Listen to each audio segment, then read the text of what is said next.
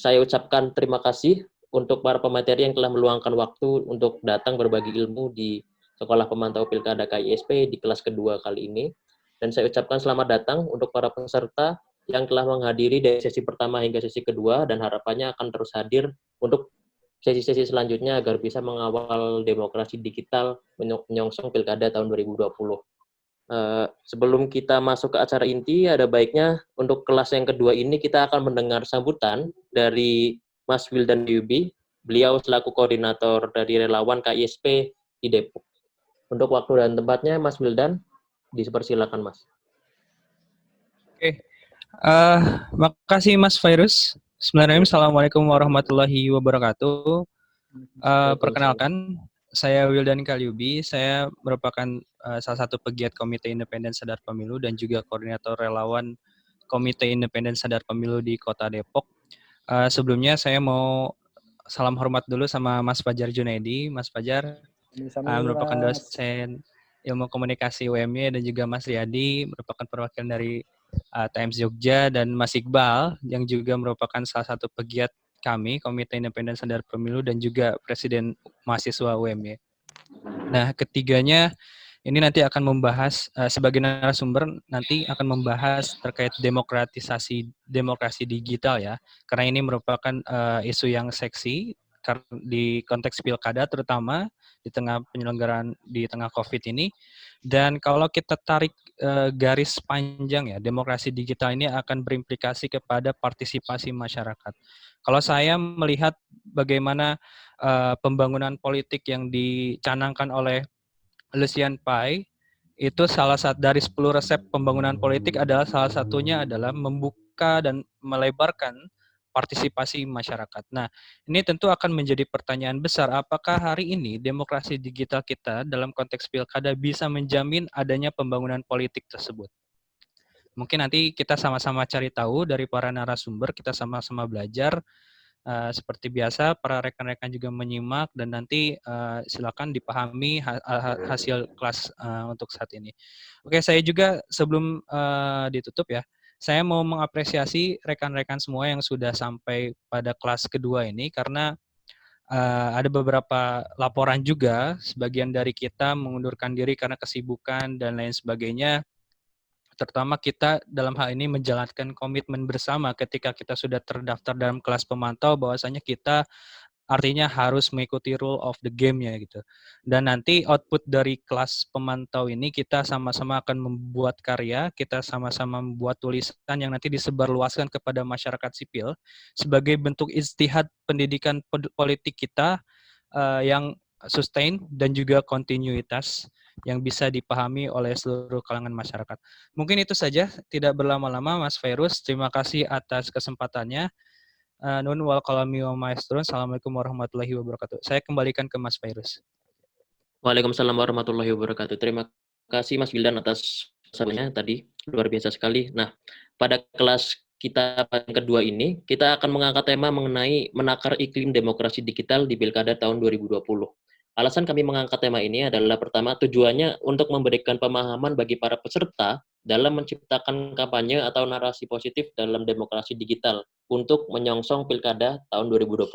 Seperti yang kita tahu teman-teman bahwa Pilkada tahun 2020 mendatang, kita dihadapi dengan pilkada yang kondisinya tidak seperti biasanya. Artinya gara-gara ada COVID-19 ini, semua atau pergerakan yang berbentuk perkumpulan massa itu banyak dibatasi. Akhirnya kita tidak bisa memantau secara luas atau kehadiran fisik. Maka dari itu, KISP menilai bahwa memperkuat civil society dalam demokrasi digital itu sangat penting. Tujuannya untuk menciptakan iklim demokrasi di Pilkada tahun 2020. Pada judul kali ini, kita kedatangan tiga pemateri yang kredibel akan bidangnya. Yang pertama ada Mas Fajar Junaidi. Beliau selaku pengamat media dan dosen komunikasi Universitas Muhammadiyah Yogyakarta. Yang kedua ada Mas Riyadi. Beliau selaku Kepala Biro Times Indonesia Regional Yogyakarta dan founder Psycho Education Center. Yang selanjutnya adalah Mas Iqbal Hatami. Beliau selaku Koordinator Media dan Demokrasi Digital KISP dan juga selaku Presiden Mahasiswa UMY yang tengah menjabat pada periode ini. Tanpa menunggu panjang lebar, Kita akan langsung masuk ke materi pertama, yaitu Mas Fajar Junaidi selaku pengamat media dan dosen komunikasi UMY. Untuk Mas Fajar, waktu dipersilakan Mas, waktunya sekitar 7-10 menit. Monggo Mas Siap. Fajar. Siap. Terima kasih Mas Fairuz, Mas Wildan, Mas Iqbal, Mas Amar, senang bisa ketemu dan teman-teman semua. Mohon maaf tidak bisa mention satu persatu, tapi saya senang bisa diundang, bisa ketemu dengan teman-teman, dengan panjenengan semua. Prinsipnya kita semua saling belajar, saling berdiskusi demi kebaikan demokrasi kita. Saya akan mengawali dari pernyataan Mas Wildan tadi bahwa teman-teman di akhir nanti kalau nggak salah rencana tidak lanjutnya kan mau dikumpulkan, dijadikan tulisan. Saya sangat mengapresiasi, bagi saya ini adalah effort yang luar biasa dari teman-teman di saat sebagian dari teman-teman kita itu pada apatis dengan demokratisasi yang ada, teman-teman masih punya kepedulian, teman-teman masih mau bergerak untuk membangun literasi dalam konteks demokrasi. Saya selalu percaya bahwasanya teman-teman mahasiswa lah yang paling berhak untuk menggerakkan literasi media ini. Moga Mas, slide selanjutnya. Ya, slide selanjutnya Mas. Oke, teman-teman, perkenalkan nama saya ini Fajar Jun, tadi dari introduksi. Terus next. Nah, saya akan mengawali dari data ini teman-teman. Jadi saya mau cerita tentang data dari Sinovate ini. Jadi saya mendapatkan ini tahun 2007, sekali lagi tahun 2007. Ini riset yang dilakukan tahun 2006. Jadi di tahun 2006, sebelum eranya BlackBerry, mungkin BlackBerry populer di Indonesia, maksud saya, sebelum era Android, ketika mahasiswa itu dan dosen mengakses internet, kebanyakan masih di warnet, itu sudah diramalkan datanya seperti ini teman-teman. Print media semakin mati, bisa dilihat di paling bawah. Kemudian internet mulai tahun 2090-an sebenarnya ada tapi kecil, tapi setelah tahun 2000 sangat luar biasa. Analog TV mati, jadi ini cerita aja. Di analog TV itu di Asia Tenggara hanya ada 2 negara yang belum menerapkan digital TV di undang-undang penyiarannya. Yang pertama adalah Timor Leste, dan yang kedua adalah Indonesia. Indonesia itu, bayangkan kalau Timor Leste nanti sudah migrasi ke digital TV, kita akan ketinggalan. Radio analog semakin kalah, sekarang yang ngebangkit adalah digital radio, podcast misalnya, terus games, wireless semakin berkembang. Sekali lagi, ini data riset di tahun 2007 meramalkan tentang apa yang terjadi di tahun 2020. Dan ramalan ini benar-benar terjadi saat ini. By 2020, digital media will account for over 80% of media consumed. 80% media yang dikonsumsi adalah digital. Mas Amar misalnya dengan Times Indonesia berbasisnya digital. Kita lihat misalnya banyak media cetak yang sekarang, bukan sekarang ya, dalam beberapa tahun terakhir tutup, misalnya adalah Sinar Harapan, yang merupakan koran terbesar kedua di era Orde Baru pun tutup. Majalah Kaum Muda, majalah Hai, majalah Kawanku, Gadis juga mengakhiri masa terbitnya. Tabloid Bola pun juga mengakhiri. Artinya era kita benar-benar era digital saat ini. Yuk, monggo next. Slide selanjutnya. Nah, saya akan menyebutkan tentang karakter media baru atau media digital. Saya mengutip ini dari bukunya Dennis McQuail, Introduction to Mass Communication. Yang pertama adalah interaktivitas, adanya respon dari pengguna. Artinya kalau ada apa-apa, kita dengan segera akan berkomentar di media sosial. Yang kedua adalah social present. Kita berusaha untuk menunjukkan kehadiran kita di media sosial. Yang ketiga, otonomi. Pengguna bebas mengisi konten yang kemudian oleh beberapa korporasi media, prinsip otonomi ini digunakan untuk platform yang disebut sebagai UGC, User Generated Content, seperti Kompasiana atau Kumparan di story Kumparan di pojok kanan atas. Itu kan dia platformnya adalah User Generated Content. Juga Mojok di rubriknya Terminal Mojok. Yang selanjutnya playfulness, media itu digunakan untuk hiburan, kesenangan.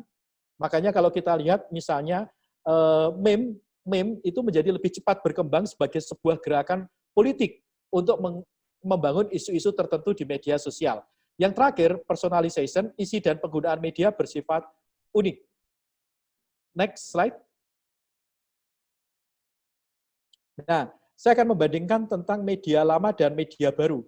Dulu komunikasi itu satu arah teman-teman. Jadi kalau saya ingat nonton TV ada iklan, ya udah kita tidak bisa mengalihkan diri kita kecuali pindah channel. Terlembaga. Jadi dulu kalau mau produksi konten TV misalnya, konten TV harus dengan kru yang banyak, sutradara, direktur fotografi, kameramen, talent dan sebagainya. Sekarang institusi media kuat. Tadi pagi saya ikut sebuah FGD, Focus Group Discussion, ada sebuah data yang menarik, yaitu 25 besar akun YouTube yang paling banyak follower dan views-nya di Indonesia, itu lebih dari 15 itu adalah dari individu, yang 10-an, kurang dari 10 bahkan, itu dari media. Jadi sekarang ini individu berhadapan dengan media pun bisa gitu. Kita ingat misalnya, saya ambil contoh dulu ketika lagi rame-ramenya pemilu kan, akun Twitter PKS Piungan, head to head dengan akunnya Tempo. Yang itu adalah individu, bahkan kita nggak tahu berapa orang individunya, berhadapan dengan institusi media yang kuat. Komunikasi sekarang dua arah, interaktif dan konvergen. Konvergen itu lini media yang berbeda bisa menyatu pada platform yang berdekatan atau sama. Kalau dulu misalnya media TV ya hanya dipakai untuk nonton. Sekarang dengan menggunakan gawe kita bisa nonton, mendengarkan, membaca, bahkan bisa memproduksi gitu. Itu namanya konvergensi. Yuk next slide. Nah, dari persoalan di atas tadi, bagaimana menjaga demokrasi di era digital? Kalau menurut saya jawabannya sederhana, perlu kegiatan literasi media. Saya sangat senang dengan pernyataan Mas Wildan di awal tadi, bahwa tulisan teman-teman akan dibukukan dan sebagainya, teman-teman membuat campaign dan sebagainya. Artinya gini teman-teman, yang tadi berdasarkan teorinya Dennis McQuail, ciri media baru adalah membuat siapapun itu bisa membuat konten. Nah, kita kan nggak bisa mengendalikan orang-orang membuat kontennya. Di media sosial tentu saja akan ada media digital, ada konten, konten sampah misalnya, hoax, hate speech, dan sebagainya. Tugas kita apa? Tugas kita adalah mari kita mengimbangi dengan konten-konten yang positif demi membangun demokrasi di era digital. Artinya apa? Era digital ini menjadikan kita sebagai produsen sekaligus konsumen, yang disebut sebagai prosumer.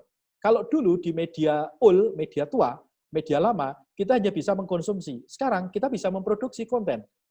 Bahkan kita pun bisa jadi pemilik media. Media sosial kita itu adalah media milik kita, yang orang lain kemudian bisa mengikutinya.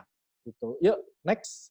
Nah, saya ingin menjelaskan apa itu literasi media. Saya mengutip dari bukunya, next slide Mas, bukunya James Potter. Judulnya Media Literasi. Kata James Potter, media literasi adalah seperangkat perspektif atau cara pandang yang kita secara aktif menggunakannya untuk mengeksplorasi diri kita saat berhadapan dengan media, untuk menafsirkan, sekali lagi, untuk menafsirkan makna dari pesan yang kita kemudian bisa kita encounter, bisa kita lawan, bisa kita terima, dan sebagainya. Jadi dalam teori literasi media itu, teman-teman, ada tiga relasi antara media dengan kita. Pertama, relasinya adalah hegemonic reading. Hegemonic reading itu ketika audiens mengiyakan, mengamini, menyetujui pesan media. Yang kedua adalah negotiated reading. Negotiated reading adalah ketika audiens itu melakukan negosiasi dengan teks media. Yang terakhir adalah oppositional reading. Oppositional reading adalah ketika audiens itu 100% menolak isi media. Nah, yang bisa kita lakukan dalam era demokrasi digital sebagai intelektual adalah mungkin yang kedua tadi, negosiasi tadi. Negotiated reading, pembacaan negosiasi saat kita melakukan encounter terhadap pesan-pesan yang disajikan oleh media. Maka apa yang dibangun oleh teman-teman dalam diskusi siang ini itu bagian dari kita melakukan negotiated terhadap media kita. Karena kita lihat demokrasi digital kita kan, mohon maaf, menurut saya itu sudah sangat kotor sekarang. Kita lihat bagaimana pasukan buzzer itu dengan cepatnya menyerang orang, bahkan membunuh karakter, bahkan kemudian hal sifatnya personal pun disikat habis. Jadi pertarungannya tidak lagi wacana pengetahuan atau mungkin wacana kuasa politik, tapi hal yang sifatnya privat pun diekspos. Bahkan nomor KTP aja juga diekspos di media sosial gitu. Yuk, slide selanjutnya. Nah, ada buku menarik yang ditulis oleh Art Silverberg dan kawan-kawan, judulnya Media Literasi, Keys to Interpreting Media Message. Jadi, pengertian kedua dari media literasi adalah kemampuan untuk memilih, to choose, to understand, untuk memahami. Nah, ini yang penting setelah garis 3 ini. Konteks dari konten, form dan style, bentuk dan gaya. Bentuk dan gaya. Kalau di media sosial, kita harus pahami form media sosialnya apa, stylenya seperti apa. Kalau di televisi kan kita belajar tentang genre, misalnya sinetron, infotainment, dan sebagainya. Impact, efek, industri dan produksi, maka penting untuk kita memahami riset-riset berkaitan tentang bagaimana produksi di media digital. Artinya gini, dulu orang membayangkan media digital ini menjadikan kesempatan demokrasi, menjadikan ruang publik. Tapi faktanya kan tidak. Faktanya justru media digital tidak menjadi ruang publik yang diharapkan seperti di masa sebelumnya. To question, untuk mempertanyakan. Jadi literasi yang paling dasar itu mempertanyakan. Yang kedua, to evaluate. Misalnya, ada sebuah meme atau sebuah foto beredar. Kita harus mempertanyakan, foto ini sumbernya dari mana? Foto ini konteksnya apa? To evaluate, untuk mengevaluasi, oh foto ini ternyata hoax atau tidak. Oh foto ini sesuai dengan konteks berita atau tidak. To create, nah ini yang paling terakhir. Taraf tertinggi dari media literasi adalah menciptakan, mengkreasikan, dan merespon pikiran dari media yang kita konsumsi. Mengcreate itu memproduksi media-media alternatif. Artinya, kita membuat media alternatif yang itu kemudian bisa menjadikan rujukan dari audiens. Next. Slide selanjutnya. Nah, media literasi itu menuntut kita memiliki skill untuk melihat secara kritis. Skill untuk melihat media secara kritis. Pertama adalah produksi tampilan media. Bagaimana media itu diproduksi. Maka kalau kita bicara teknologi digital, maka penting teman-teman untuk memahami tentang landscape teknologi digital. Misalnya, siapa sih yang menguasai media-media digital ini? Siapa sih konglomerasi yang berada di belakangnya? Konglomerasi ini dekat dengan kekuasaan politik siapa? Termasuk juga di daerah misalnya. Ada media A terbit di daerah. Misalnya dalam konteks pilkada, oh media A ini dimiliki oleh siapa, dan sebagainya. Saya mau cerita misalnya gini, majalah Pantau, yang sekarang udah almarhum, itu pernah melakukan penelitian ketika pemilu tahun 99. Jadi pemilu 99 itu teman-teman, eranya belum sedigital sekarang. Dan yang menarik adalah di beberapa daerah itu banyak muncul radio waktu itu. Nah, radio-radio ini digunakan oleh politisi atau pejabat di tingkat lokal untuk kampanye. Sekali lagi untuk kampanye. Jadi kayak radio FM gelap gitu, maupun radio-radio yang berizin. Nah, waktu itu konteksnya seperti itu. Nah, penting sekarang kan media digital di daerah-daerah sudah mulai muncul nih. Nah, teman-teman bisa mengkajinya dari situ. Apakah berita yang dipasang itu berita yang murni berita atau advertorial? Advertorial itu iklan dalam bentuk berita, artinya berita berbayar. Kalau di advertorial, ada keterangan sebagai advertorial atau tidak. Kalau misalnya di media cetak, di Kompas, itu kan jelas, advertorial ditulis ADV, singkatan dari advertorial, di akhir tulisan.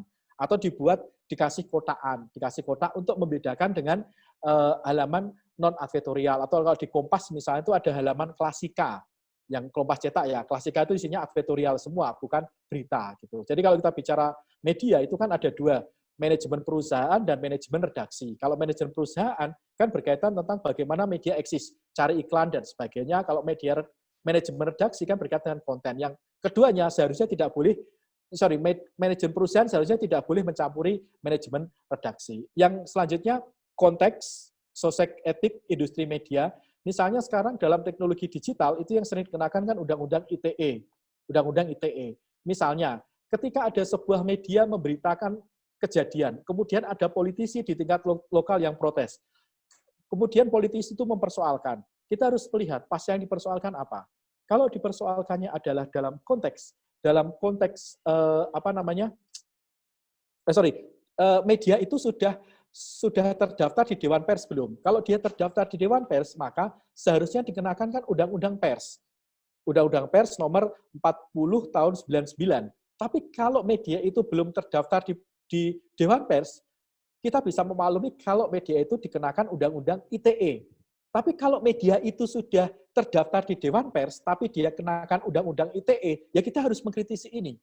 Ya kan? Karena akan menjadi pasal karet gitu. Dan silakan teman-teman mendownload tentang Undang-Undang Pers dan Undang-Undang ITE. Jadi kalau media ini sudah media cyber ya dalam konteks ini sudah terdaftar di Dewan Pers, maka peraturan yang memayunginya adalah Undang-Undang Nomor 40 Tahun 99 tentang pers, yang di mana undang-undang itu menganggap bahwasanya Undang-Undang Pers adalah lex spesialis. Lex spesialis. Itu yang perlu diingat. Yuk, next selanjutnya. Slide selanjutnya, Mas. Oke, kampanye sosial ya. Saya mau menyambung dari Mas Wildan tadi. Saya sangat berharap teman-teman menjelang pilkada di era digital ini banyak membuat kampanye di media sosial. Saya ambil contoh misalnya Mafindo, Masyarakat Anti Fitnah Indonesia. Itu kan secara rutin di media sosialnya mengupload tentang sesuatu yang hoax atau tidak. Misalnya ini kalau dalam sepak bola, kemarin waktu Indra Safri diisukan mau melatih Juventus gitu kan, langsung tuh ditulis bahwa ini adalah sesuatu yang hoax gitu dan sebagainya. Teman-teman bisa cek di akun Twitternya Mafindo. Ini kan sebenarnya menarik, bisa teman-teman lakukan di masing-masing daerah. Karena saya yakin teman-teman KISP kan tersebar di berbagai daerah. Apalagi isu-isu lokal itu kan menjadi penting. Apalagi yang sekarang berbahaya itu kan, bukan berbahaya, maaf. Yang seringkali menjadi tempat untuk hoax cepat berkembang itu kan WA group gitu. Yang selanjutnya lawan dan cegah hate speech. Kampanyenya bisa dilakukan. Sekali lagi, kita bisa memproduksi media kapanpun dengan gadget yang bisa kita gunakan. Yuk, slide selanjutnya. Nah, ini usulan saya pada teman-teman. Saya mengusulkan teman-teman membuat public service advertisement atau iklan layanan masyarakat tentang demokrasi digital. Nah, berkaitan dengan teorinya Dennis McWile di atas tadi, yang saya sampaikan di slide sebelumnya, gunakan pendekatan sesuai dengan audiens dan platform yang sesuai dengan demografi audiens. Contoh misalnya, ya kalau campaign kepada remaja mungkin perlu menggunakan TikTok misalnya. TikTok ya. Terus anak muda cocok menggunakan IG. Tapi untuk generasi 40 tahun ke atas itu menggunakan Facebook misalnya. Ini yang lain mungkin tentu bisa buat modul yang dengan menggunakan gambar dan sebagainya, kemudian dibagi secara gratis melalui grup-grup WA. Gitu. Next. Oke, ternyata sudah selesai. Demikian presentasi dari saya mengawali diskusi kita. Senang bisa share buat teman-teman. Filenya nanti bisa minta ke Mas Iqbal Khatami. Gitu. Sudah saya kirim Mas Iqbal Khatami tadi. Terima kasih, Mas. Saya kembalikan. Baik, terima kasih atas pemaparan materinya Mas Fajar Junaidi. Sangat luar biasa sekali. Tadi kan dijelaskan mengenai pembahasan media digital dan perkembangannya, sampai bagaimana Mas Fajar ini menjelaskan mengenai ajakan untuk mengimbangi konten negatif di media dengan konten positif yang nantinya kita akan ciptakan untuk menyongsong pilkada serentak tahun 2020. Kembali saya ingatkan teman-teman, jangan nyalakan mikrofonnya sebelum moderator memberikan izin, dan jangan sampai pencet share screen ya. Dan nanti jika teman-teman ingin menanyakan sebuah hal, teman-teman bisa menggunakan fitur raise hand. Nanti admin akan menyalakan voice teman-teman dan ucapkan pertanyaannya untuk siapa dan nanti bisa ditanyakan. Selanjutnya, pemateri selanjutnya kita akan move kepada Mas Riyadi. Halo Mas. Ya, halo, Ada, siap. oke. Mas Riyadi ini adalah selaku Kepala Biro Times Indonesia Regional Yogyakarta dan selaku founder dari Psycho Education Center. Mungkin Mas waktu dan tempatnya untuk pemaparan materi mungkin sekitar 7-10 menit ya Mas. Oke, siap. Baik Mas. Oke, terima kasih. Assalamualaikum warahmatullahi wabarakatuh. Waalaikumsalam. Terima kasih atas waktunya yang diberikan kepada kami. Seperti Tor yang disampaikan ke kami, saya akan menyampaikan beberapa hal yang mungkin lebih pada ini ya, berbagi pengalaman aja ya selama ini yang saya punya begitu. Jadi kebetulan memang saya setidaknya sudah beberapa kali memantau pilkada melalui melalui profesi yang saya geluti begitu dari tahun 2010, kemudian pilkada 2015 ya. Ada juga yang pilkada 2017 yang kota itu juga gitu. Jadi menyambung apa yang disampaikan oleh pengantar sama Mas Fajar Jun. Kebetulan ini Mas Fajar itu dulu dosen saya juga di UMJ. Waktu itu Mas Fajar ngajar media massa begitu. Jadi mungkin ketemu di sini jadi sekalian reuni gitu ya Mas Fajar ya. Oke, jadi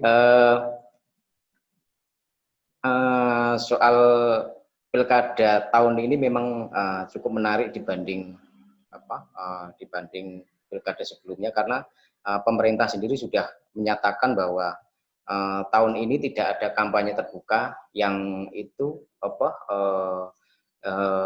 dapat memicu perkumpulan banyak orang sehingga itu memungkinkan penyelenggara pemilu dan peserta pilkada itu nantinya harus pintar-pintar menggunakan teknologi informasi, teknologi digital untuk menyampaikan berbagai informasi yang akan disampaikan gitu. Undang-undang ITE gitu, karena media sosial yang dimiliki oleh Time Indonesia ini bagian dari produk jurnalistik gitu. Nah ini yang lagi-lagi saya mengingati pada teman-teman dan termasuk masyarakat yang lain ketika membuat konten terkait dengan pilkada atau konten apapun itu harus hati-hati gitu. Karena ada pasal yang menghantui teman-teman semuanya begitu.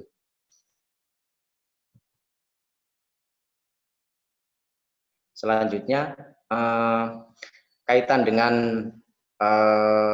menyambung soal media seperti yang disampaikan oleh Mas Fajar tadi ya, media harus kredibel. Kebetulan juga kami tahun 2019 kemarin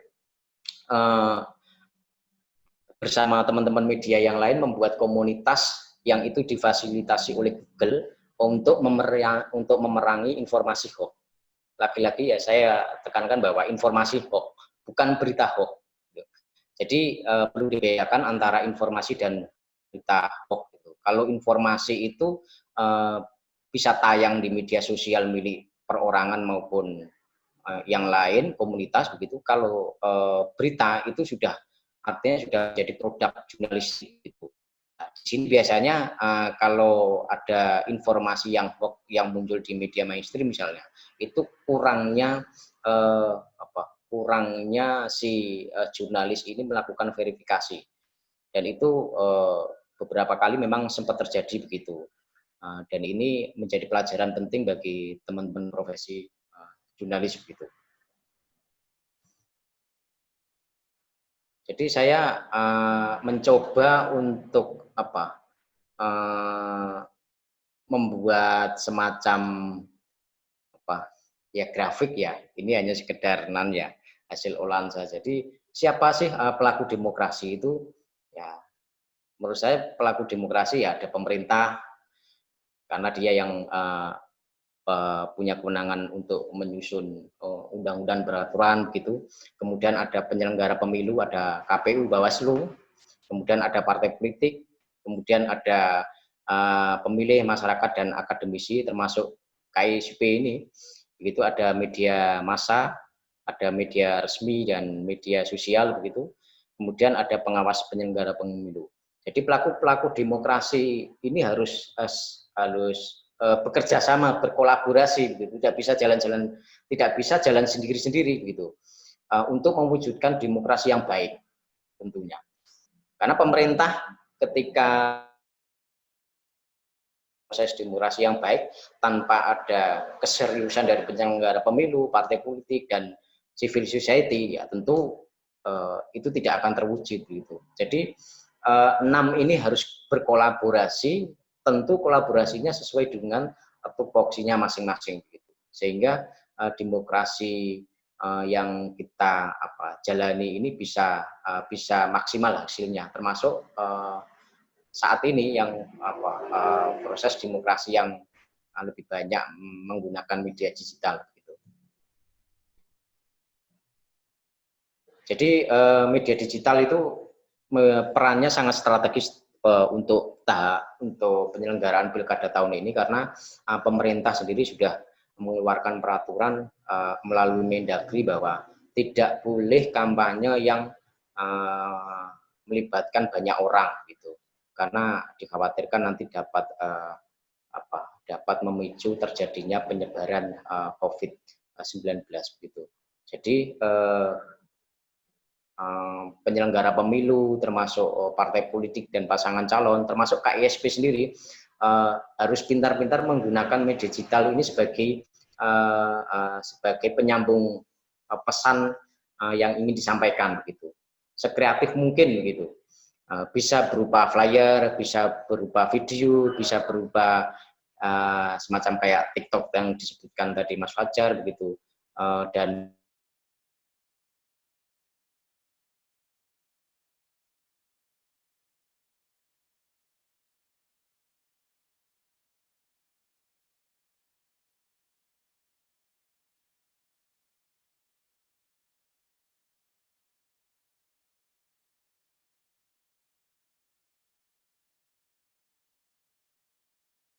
Halo Mas Riyadi.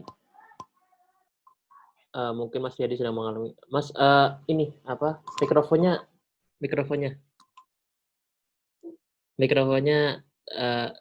mati di situ.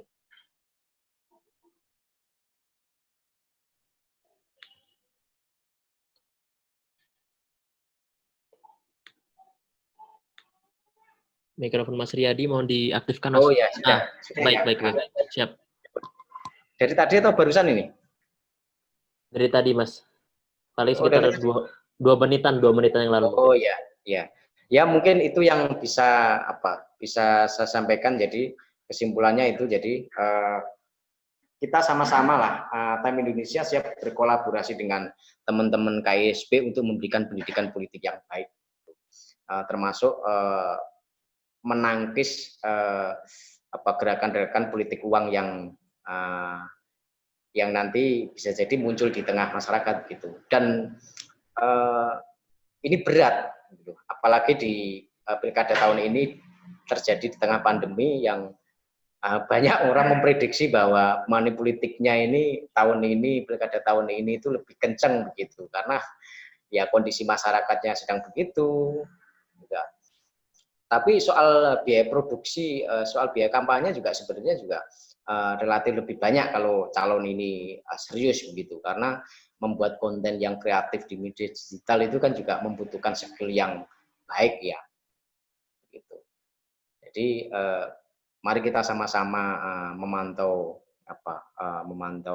pilkada di era digital ini dengan dengan teliti, dengan baik. Konten-konten yang dibuat jangan sampai menyinggung kelompok tertentu, personal tertentu, sehingga teman-teman juga aman dari proses hukum gitu. Mungkin terima kasih, itu yang bisa saya sampaikan. Mungkin selanjutnya bisa kita berbagi.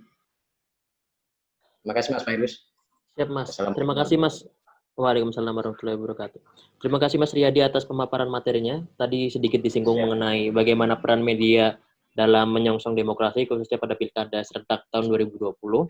Dan Times Indonesia juga mengajak untuk teman-teman untuk bisa menyampaikan temuannya pada laman Times Indonesia di DG ya Mas ya. DG juga Times Indonesia terbuka untuk teman-teman menyampaikan temuannya pada pilkada serentak tahun 2020 mendatang. Baik, selanjutnya kita akan berpindah kepada pemateri selanjutnya, yaitu Mas Iqbal Hatami selaku Koordinator Media dan Demokrasi Digital Komite Independen Sadar Pemilu, dan sekaligus beliau sedang menjabat sebagai Presiden Mahasiswa Universitas Muhammadiyah Yogyakarta. Untuk Mas Iqbal, monggo Mas, waktunya 7-10 menit Mas Iqbal. Halo Mas Iqbal.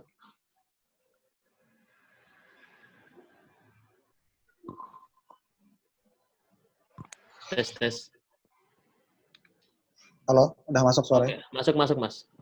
Siap. Oke, siap.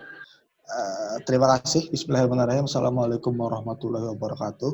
Waalaikumsalam Teman-teman warahmatullahi semua, wabarakatuh. yang saya hormati para pembicara, dosen saya Mas Jun. Terima kasih Mas sudah bersedia untuk berbagi ilmu di KSP.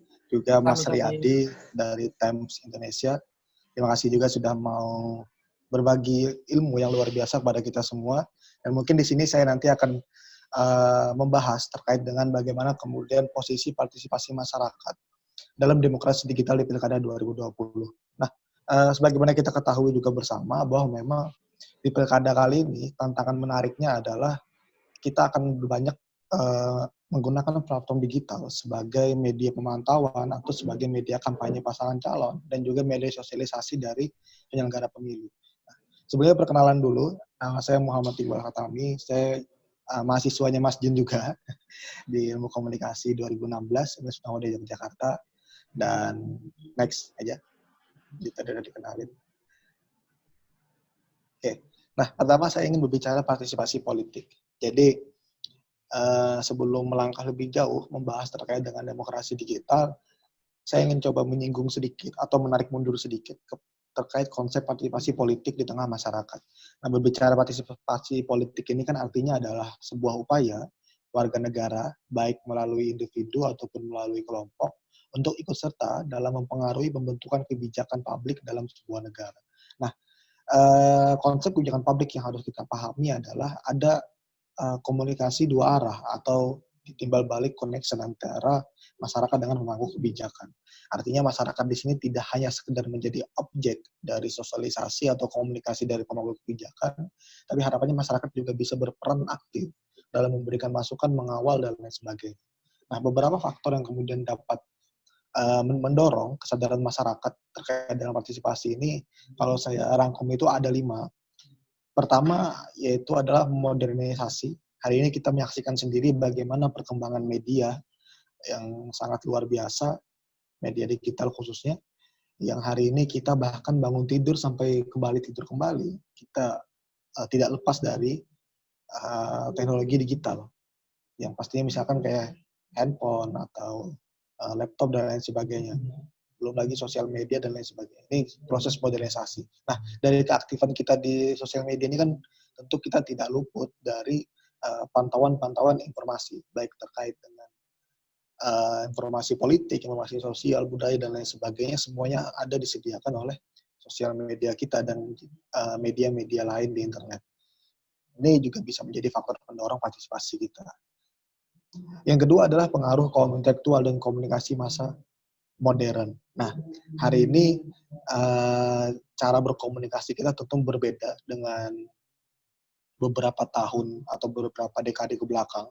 Hari ini kita bisa dengan bebas, tanpa batasan waktu, tanpa batasan tempat, berkomunikasi dengan siapa saja. Bahkan hari ini kita bisa berkomunikasi langsung ke sosial medianya Pak Jokowi misalkan, ke sosial medianya gubernur dan pemangku kebijakan lain.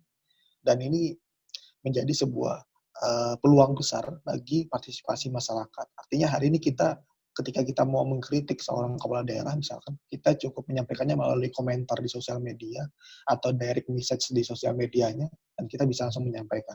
Berbeda mungkin dengan zaman dulu yang harus mengirim surat atau mungkin harus demonstrasi di depan kantornya dan lain sebagainya. Tapi hari ini kita dipermudah dengan ini. Ini juga menjadi faktor pendorong dari partisipasi masyarakat. Nah, yang ketiga, ada namanya keterlibatan pemerintah yang meluas dalam urusan ekonomi, sosial, ekonomi, dan kerakyatan. Artinya, intervensi berlebih dari pemerintah akan menghasilkan dalam masyarakat. Misalnya kita ambil contoh, ketika hari ini pemerintah membuat peraturan yang masuk dalam sendi-sendi private kehidupan manusia. Nah, tentu masyarakat tidak akan diam, masyarakat akan menyuarakan hal tersebut. Misalkan juga kemarin kalau masuk ranah private itu, misalnya kemarin ketika pemerintah mengajukan undang-undang keluarga terkait dengan ketahanan keluarga, dia mendapat banyak pertentangan. Artinya di situ masyarakat langsung melihat bahwa intervensi pemerintah luar biasa di sini. Keterlibatan pemerintah dalam urusan private ini luar biasa.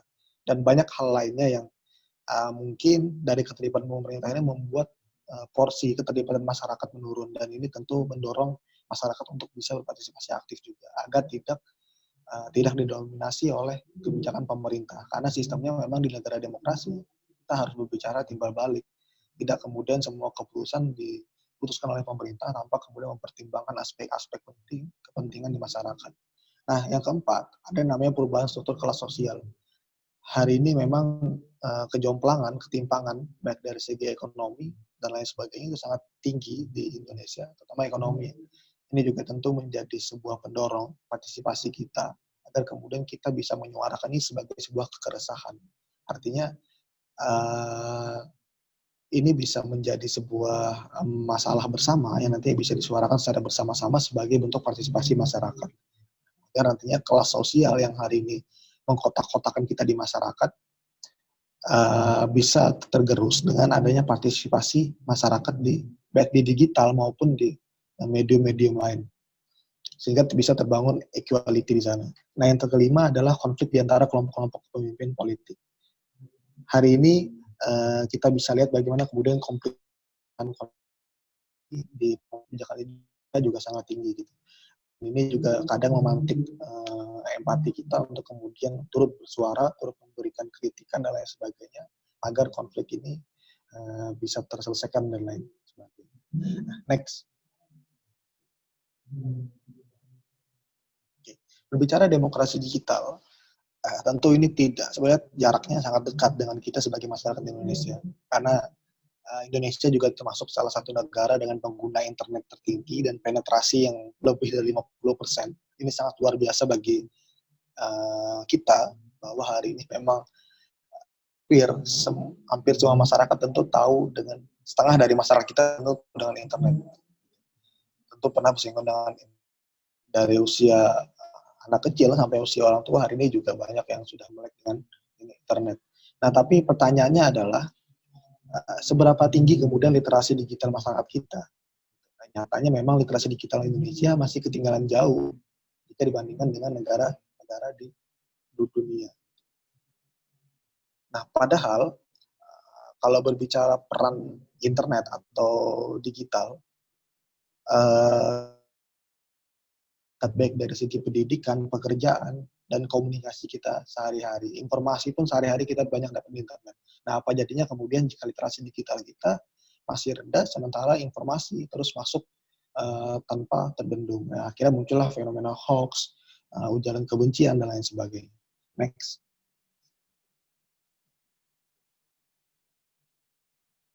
Oke, bicara di demokrasi digital, tentu demokrasi digital ini kan berperan penting dalam sejarah reformasi ya. Dari Orde Baru itu sudah berperan penting dulu, yang mana ini perannya adalah sebagai bentuk wujud dari infrastruktur ruang publik baru, ruang publik alternatif. Nah, sebelum ke situ, mungkin kalau kita melihat kehadiran demokrasi digital ini ketika kita melihat pada reformasi dulu, sempat juga muncul ketika waktu itu internet masih belum se-hype sekarang. Gejala awalnya muncul ketika konteks politik demokrasi digital di Indonesia, yaitu ketika Orde Baru dulu di bawah kepemimpinan Presiden Soeharto. Pada masa itu internet dengan muncul dulu namanya platform yang bernama Milis, yang berhasil menciptakan sebuah ruang diskusi, ruang dialektika bagi mahasiswa pada saat itu, untuk kemudian bertujuan mengkritik rezim pada saat itu. Di situ mahasiswa berkumpul tanpa kemudian takut akan ancaman dan lain sebagainya, yang akhirnya bisa memperoleh informasi-informasi terkait gerakan-gerakan reformasi pada saat itu. Nah, inilah mulainya gejala awal demokrasi digital di Indonesia, dan ini menjadi salah satu pemantik reformasi juga, artinya salah satu pendorong gerakan pada saat itu juga. Nah, terus lanjut aja.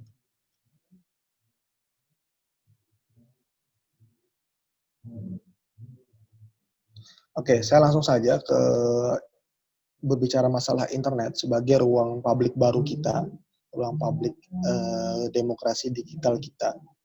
Yang artinya internet ini kan kita nilai sebagai gudang informasi. Kalau melihat substansinya, tentu akses terhadap informasi tidak hanya sekedar menjadi hak dasar dari warga negara, tapi juga sebuah prasyarat dari demokrasi itu sendiri. Artinya dalam negara demokrasi, untuk informasi harus transparansi selebar-lebarnya, Semua warga negara mempunyai hak yang sama untuk tahu itu, dan dalam hal ini media lah yang memikul tanggung jawab yang sangat berat, yang sangat penting dalam melindungi dan memberdayakan warga dalam pemenuhan hak-haknya untuk pemenuhan informasinya gitu, serta menyediakan ruang publik bagi keterlibatan masyarakat di dalamnya. Nah, melalui media inilah informasi, gagasan, pandangan, wacana saling dipertukarkan, saling didialektikakan untuk kemudian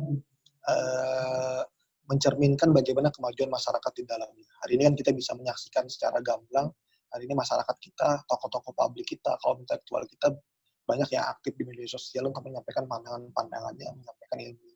Dan ini kan saling dipertukarkan. Artinya akses informasi, akses gagasan hari ini sangat terbuka lebar dalam dunia digital kita. Nah, jika kita menyebut internet sebagai ruang publik baru, maka seyogianya kita perlu menilik kembali gagasan dari jargon Habermas tentang public sphere yang dia cetuskan. Nah, menurutnya memang ruang publik ini kan adalah ruang yang diciptakan dari kumpulan orang-orang tertentu yang kemudian memiliki tujuan untuk membangun sebuah wacana, membangun sebuah sikap atas otoritas publik, atas otoritas dari panggung-panggung kebijakan. Nah, atau dengan kata lain, public sphere ini bisa mengacu pada ruang antara negara dengan pasar, dengan rakyat, di mana segala sesuatu yang berkaitan dengan kepentingan umum dan opini publik dibentuk dengan cara yang persuasif, dibentuk dengan konflik, dan di dalamnya terjadi perebutan makna untuk memenangkan opini publik. Pengertian ini sebenarnya kita bisa lihat dengan fenomena langsung hari ini, bagaimana antar elit politik saja, kita ambil contoh satu kecil, bagaimana mereka berebut opini publik dengan mengerahkan buzzer misalkan, dengan terus nge-tweet tentang hal tertentu, dan ini kan sebenarnya tujuannya adalah mengarahkan opini publik. Nah, pemerintah kemudian dalam membentuk kritik-kritik itu, ini cara pemerintah menenangkan opini publik itu adalah dengan mengerahkan buzzer, akun robot, dan lain sebagainya, akhirnya menimbulkan konflik-konflik dalam konflik secara horizontal. Nah, next.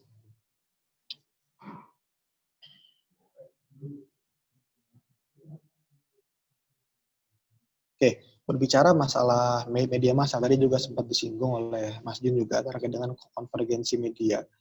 Memang hari ini kita tentu tidak lupa dengan prinsip bahwa media sebagai pilar keempat demokrasi yang seharusnya berperan penting dalam konteks demokrasi di Indonesia. Nah, akan tetapi yang terjadi hari ini adalah logika pasar dan kepentingan bisnis dari tiap-tiap media akhirnya ditempatkan di atas kepentingan publik. Maka apa yang terjadi yaitu media massa Indonesia saat ini semakin tidak menyisakan ruang bersama bagi warga untuk terlibat, bagi warga untuk memperoleh informasi yang valid, informasi yang berkualitas.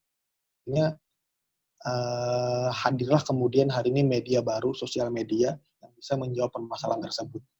Ketika media massa kita hanya bisa memberikan komunikasi secara satu arah, media sosial hadir sebagai media platform atau medium yang bisa menjadi ruang kita berkomunikasi secara banyak arah.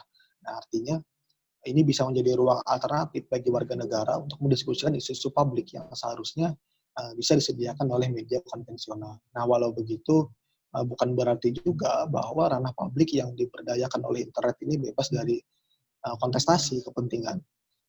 Hari ini juga media sosial kita banyak kedatangan media-media massa konvensional, ini juga banyak beralih ke media sosial.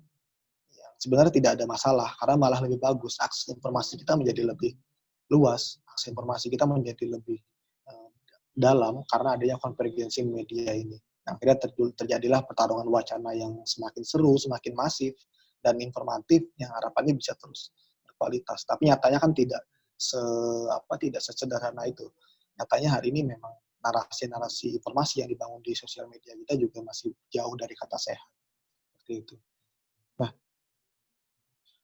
berbicara cyberspace, ini juga menempatkan cyberspace. Nah, bedanya cyberspace dengan ruang publik ini kan, cyberspace ini sebagai medianya ya, sebagai mediumnya, sebagai wadahnya. Artinya di sini tempat kemudian sistem kendali informasi itu terbentuk di cyberspace ini. Sistem data terbentuk juga dalam sini. Nah, dari sinilah kita bisa membuat setiap orang menavigasikan atau menempatkan dirinya sendiri dalam realitas visual. Hari ini kan kita juga banyak orang di antara kita juga yang tidak bisa membedakan mana realitas sosial, mana realitas dunia nyata, mana realitas virtual dunia maya. Banyak yang seperti ini. Dan dalam kalau kita bicara dampak positifnya, tentu dalam cyberspace ini yang seperti saya sebutkan sebelumnya, di sini sebenarnya kita bisa saling memberikan informasi, saling menanggapi, berdiskusi tanpa perlu kemudian harus tatap muka secara langsung, harus menyesuaikan jadwal dan bertemu. Dan di cyberspace ini kita bisa dipertemukan dengan banyak orang, termasuk dengan orang-orang pengambil kebijakan, kepala daerah dan lain sebagainya. Sehingga hadirnya ruang daring atau cyberspace ini mampu untuk kita memperdalam nilai-nilai deliberatif kita dalam demokrasi, seperti misalkan egalitarian, misalkan networking kita, volunteerisme kita, dan lain sebagainya. Misalkan hari ini sekolah pemantau pilkada kan juga kita dipertemukan di ruang daring. Hari ini ketika ruang daring tidak ada, mungkin kita akan sangat kesusahan membentuk sebuah forum ini. Nah, dengan hadirnya cyberspace ini kan sebagai ruang daring kita bisa dipertemukan, memberi gagasan masing-masing, yang akhirnya kita bisa menghasilkan output-output yang banyak nantinya, baik berupa tulisan, konten, dan lain sebagainya.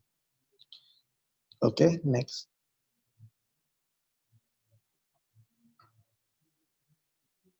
Nah, di bahasan terakhir, saya ingin coba masuk ke ranah kontestasi demokrasi ya, atau pemilu, dan dalam tahun ini kita akan menghadapi pilkada. Sebuah langkah yang mungkin saya pikir ini sangat menarik yang dilakukan oleh Bawaslu, KPU, KPI, dan Dewan Pers, yang mana mereka bentuk gugus tugas terkait pengawasan kampanye pilkada di media massa. Nah, walaupun mungkin secara konsep kita juga masih belum tahu ini seperti apa, tapi yang jelas ini juga patut diapresiasi. Selain diapresiasi juga patut kita kawal bersama agar nantinya tidak menjadi sebuah langkah yang sia-sia atau langkah yang tidak efektif gitu. Coba next dulu. Nah, apa kemudian tantangan kita dalam pilkada kali ini? Apa yang kemudian menjadi ancaman mungkin dalam pilkada 2020 kali ini yang mungkin banyak melibatkan digitalisasi gerakan. Kalau kita berbicara internet, tentu kita tahu bersama bahwa internet memiliki kelebihan dan kelemahannya masing-masing. Artinya, teknologi informasi ini dapat meningkatkan potensi untuk partisipasi dalam debat politik atau diskusi politik di ruang daring. Tapi memang faktanya hari ini warganet kita atau netizen kita lebih memilih menjadi konsumen informasi daripada menghasilkan informasi. Ya, hari ini warganet kita atau netizen kita lebih memilih menjadi objek dari media itu sendiri dibanding menjadi konten produsen atau produsen konten di sosial media. Kalau kita berbicara partisipasi kan tentu idealnya adalah kita hari ini bersosial media, kita bisa menjadi produsen pesan yang positif tentunya, pesan yang bisa berdampak secara baik untuk pembacanya. Dan inilah yang seharusnya bisa kita lakukan sebagai kaum-kaum muda yang hari ini tergabung dalam pemantau Pilkada 2020. Oke. Terus berbicara hal lain, tantangan lain juga saya pikir masih sangat banyak, terutama banjir informasi itu sendiri. Hari ini kita masuk ke era yang juga bisa disebut dengan post-truth ya. Selain itu juga kita hari ini susah membedakan mana yang benar, mana yang salah. Semuanya bisa jadi mengklaim sebagai informasi yang benar di sosial media. Nah, inilah butuh kejelian kita bersama. Artinya, sebelum kemudian kita menjadi produsen pesan bagi masyarakat, harapannya kita bisa lebih dahulu mengukur atau menakar seberapa jauh kemudian literasi digital yang kita miliki. Seberapa jeli kemudian kita bisa memilah dan memilih informasi yang tepat, seberapa cermat kemudian kita bisa menyaring informasi sebelum sharing kepada yang lain. Banyak hal lainnya yang saya pikir perlu kita evaluasi dalam diri kita sendiri sebelum kita menempatkan diri kita sebagai subjek atau produsen pesan dari dalam ruang internet ini sendiri.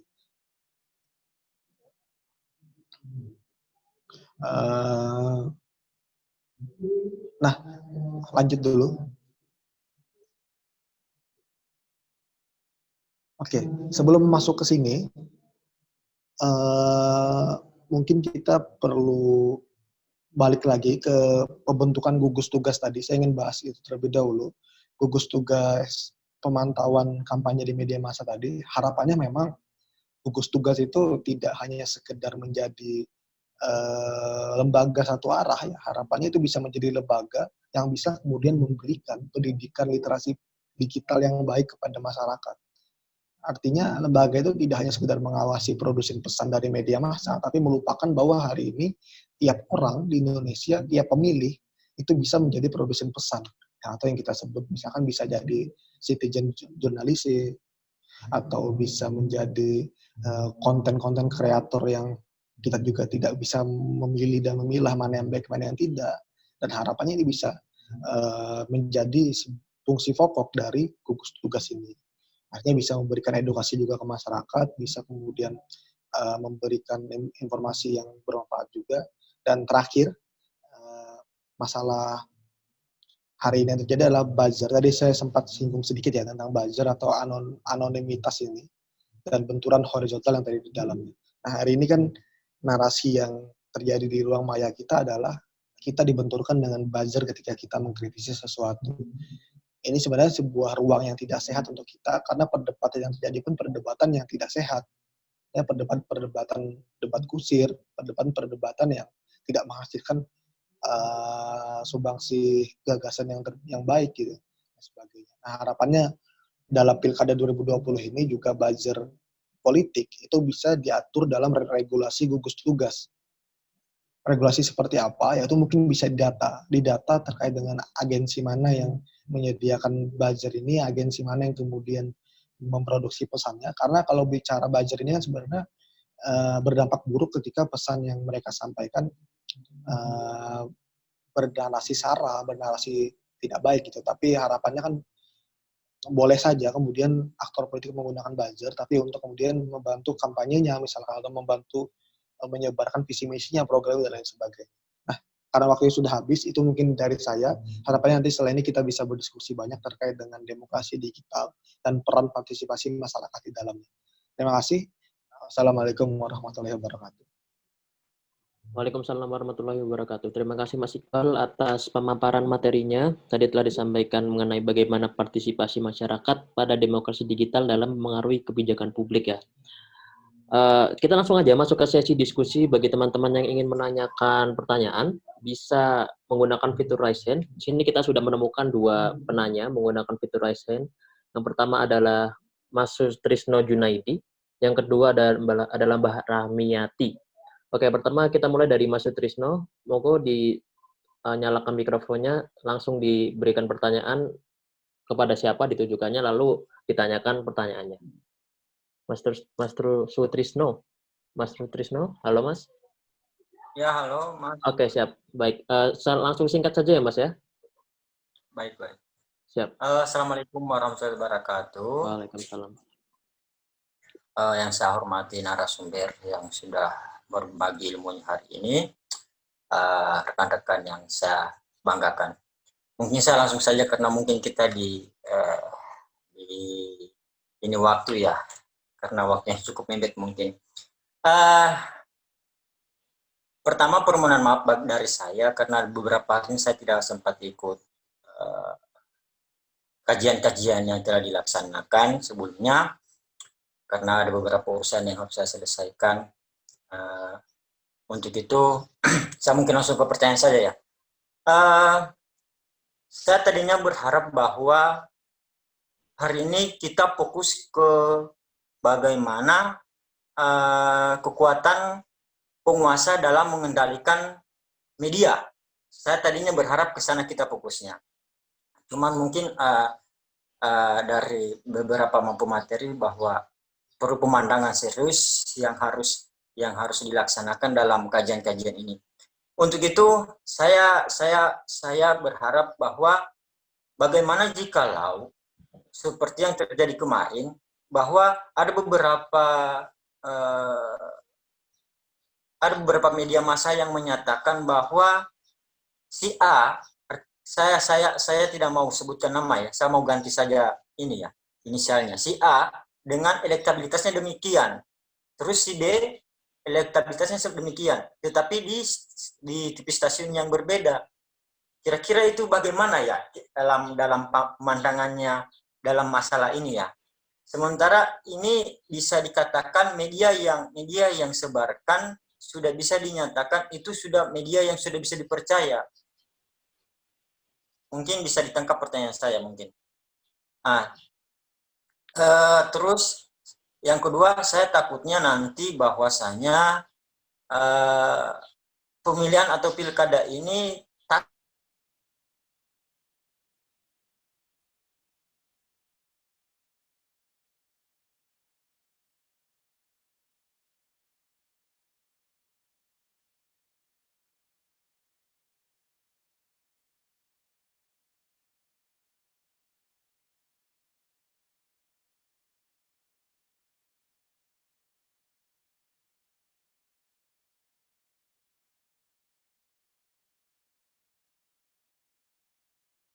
pengusaha yang menyokong kepentingan politik gitu, khususnya misalnya di daerah saja kita ambil yang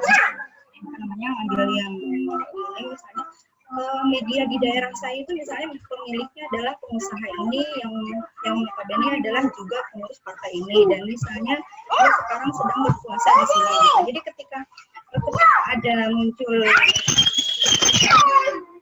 dalam masa kampanye seperti ini gitu, misalnya pasti orang tersebut yang akan lebih ditonjolkannya, dan kalaupun misalnya ada berita dari anggaplah pesaingnya, itu sama sekali istilahnya itu hanya di pojokan kecil gitu.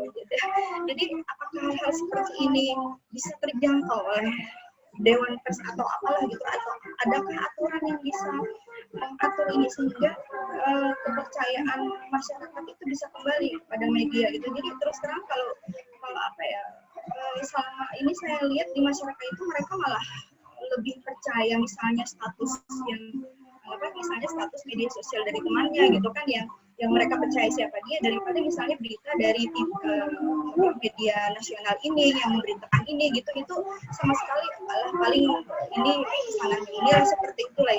Itu aja, terima kasih semua.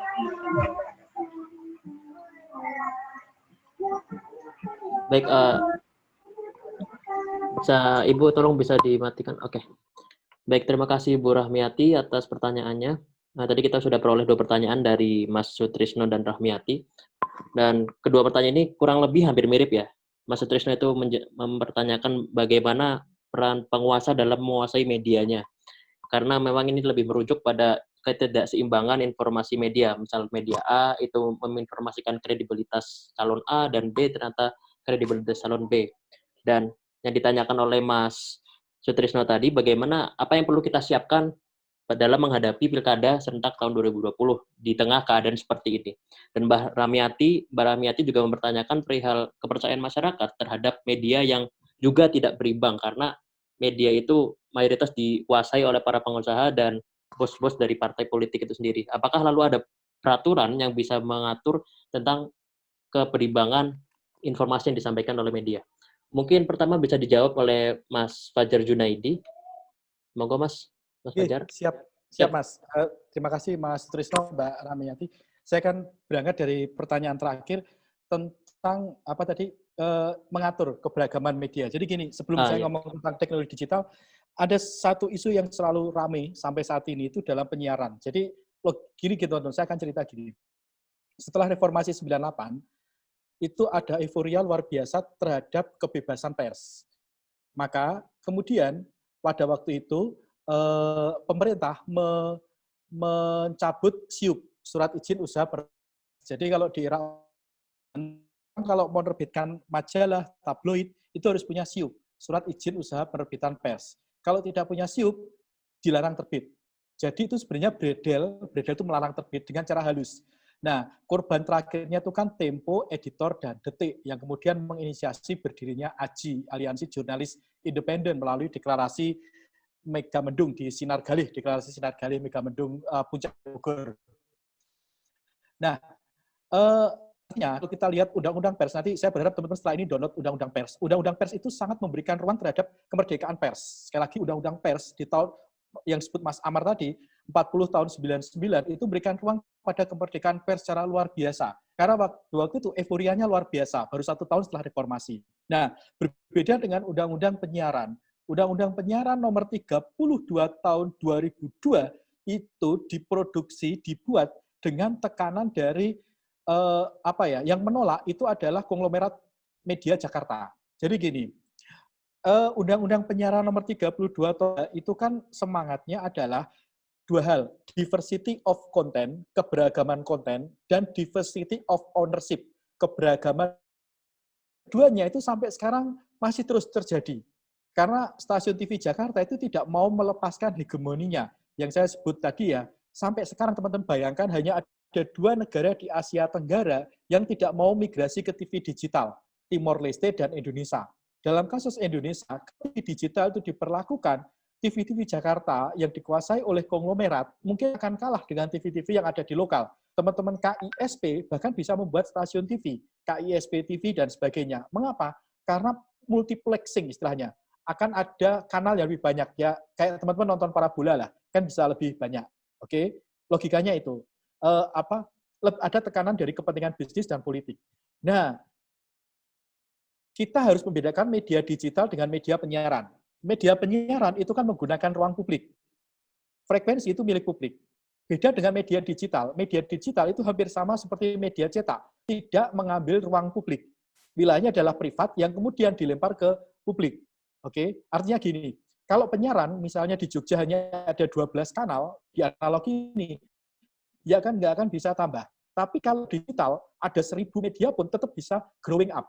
Oke, bisa dipahami. Nah, maka kemudian muncullah Undang-Undang ITE misalnya, yang semangatnya sudah semakin jauh dari kebebasan di tahun 98. Jadi kalau lihat misalnya pasal karet di Undang-Undang ITE yang sering menjerat teman-teman aktivis itu, pasal 28 ayat 2 kalau nggak salah, itu kan sangat kontraproduktif.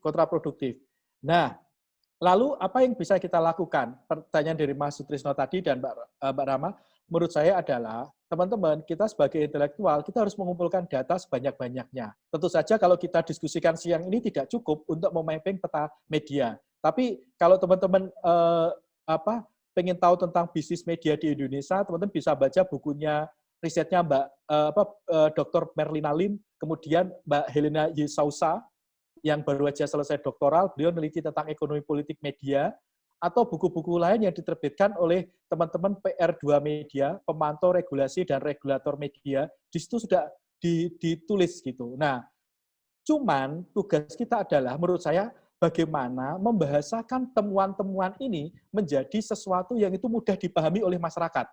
Misalnya, kita sekarang ngomong media digital nih. Saya sebut merek ya, Detik. Oh, Detik itu dipunyai grup Trans. Grup Trans itu dekat dengan siapa sih? Misalnya loh ya, metronews.com itu dimiliki oleh kelompoknya Metro TV. Metro TV dimiliki oleh Surya Paloh. Surya Paloh itu dekat dengan siapa? Sebagai sebuah contoh bagus itu filmnya bukan Dadi Laksono, filmnya Mbak yang judulnya itu Di Balik Frekuensi, yang salah satu talentnya Mbak Lufian. Oke. Tentang kepemilikan stasiun TV. Nah, sekarang mungkin perlu membuat infografis tentang media digital. Gitu. Dan itu tentu saja tidak bisa dijawab dengan 1-2 jam gitu. Kita perlu riset, ya kan, perlu riset dan sebagainya. Risetnya apa? Riset ekonomi politik media. Teman-teman bisa baca bukunya Vincent Musco, The Political Economy of Communication, untuk memetakan tentang bagaimana landscape bisnis media digital ini. Dan saya kira sudah banyak kok hasil-hasil penelitian. Nanti saya kirim ke Mas Iqbal Katami deh beberapa temuan-temuan riset itu, bisa di-share ke teman-teman untuk diskusinya. Begitu, Mas Virus, saya kembalikan ke panjenengan. Baik, terima kasih atas jawabannya Mas Jun tadi. Mungkin yang kedua ada Mas Riyadi ini untuk bisa memberikan tanggapan perihal 2 pertanyaan tadi. Nanti untuk teman-teman yang masih ingin bertanya bisa menggunakan fitur raise hand. Kita akan membuka pada sesi kedua. Baik, monggo Mas Riyadi. Mikrofonnya Mas. Siap. Ya, oke, terima kasih. Jadi kaitan dengan trust masyarakat terhadap media memang terjadi kelunturan beberapa tahun terakhir ya. puncaknya media itu mendapatkan trust itu ya ketika reformasi awal-awal gitu ya. Seiring berjalannya waktu, apalagi terjadi pemilihan presiden secara langsung. Kalau dari pengamatan saya, kendurnya atau menurunnya trust terhadap media adanya pemilu secara langsung gitu. Kenapa? Karena para pemilik ini saya akui apa yang dikeluhkan oleh teman-teman di KSP, mungkin juga masyarakat luas. Ini bagian dari, menurut saya begini, tidak bisa serta-merta juga disalahkan medianya. Jadi yang disalahkan jangan medianya begitu, tapi pemiliknya lah, gitu tepatnya. Karena kalau medianya kan di situ banyak orang ya, banyak pandangan yang mungkin bisa jadi juga terjadi begitu. Itu kekeliruan oleh para pemilik modal yang ada di dalam media itu, termasuk masyarakatnya sendiri begitu. Karena masyarakatnya mungkin kurang apalagi pasca pemilihan presiden secara langsung itu kan ada gap, ada dua kubu yang selalu berbenturan dan masing-masing ini mengunggulkan media yang sevisi begitu, sepemikiran begitu, sehingga misalnya kelompok A ini kalau sudah senang dengan media A itu yang pandangannya sama gitu ya, dia akan mengunggulkan ini. Begitu sebaliknya. Ini menurut saya juga menurunnya trust terhadap media itu banyak hal yang mempengaruhi, tidak hanya. Yang paling pokok memang nomor satu yang paling utama itu memang kelalaian dari pemilik modal, gitu. dari pemilik saham mayoritas yang mengendalikan medianya untuk kepentingannya. Dan itu saya kira sudah hari ini mereka sudah dihukum. Nah, ini yang perlu teman-teman pahami, bahwa hari ini para pemilik modal yang menguasai saham yang memainkan medianya untuk kepentingannya sudah dihukum oleh masyarakat gitu. Bagaimana kita melihat prospek media printnya sudah tidak yang sudah tidak lagi seksi begitu, termasuk TV analog yang mungkin secara profitnya juga semakin lama semakin menurun begitu. Mereka sudah dihukum begitu, sudah dihukum oleh masyarakat. Tinggal sekarang masuk eranya digital, gitu. Nah, untuk memulihkan trust masyarakat terhadap media mainstream yang benar-benar media yang menjadi arus utama, memang butuh tenaga ekstra begitu. Ya, termasuk saya sendiri sebagai pelaku media begitu. Tantangannya sangat luar biasa. Ternyata masyarakat Indonesia sendiri ternyata lebih banyak suka dengan konten yang negatif ketimbang positif begitu.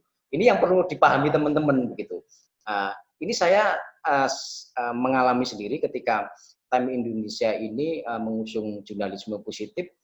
Ternyata konten-konten negatif itu yang muncul di media digital itu juga responnya juga banyak begitu.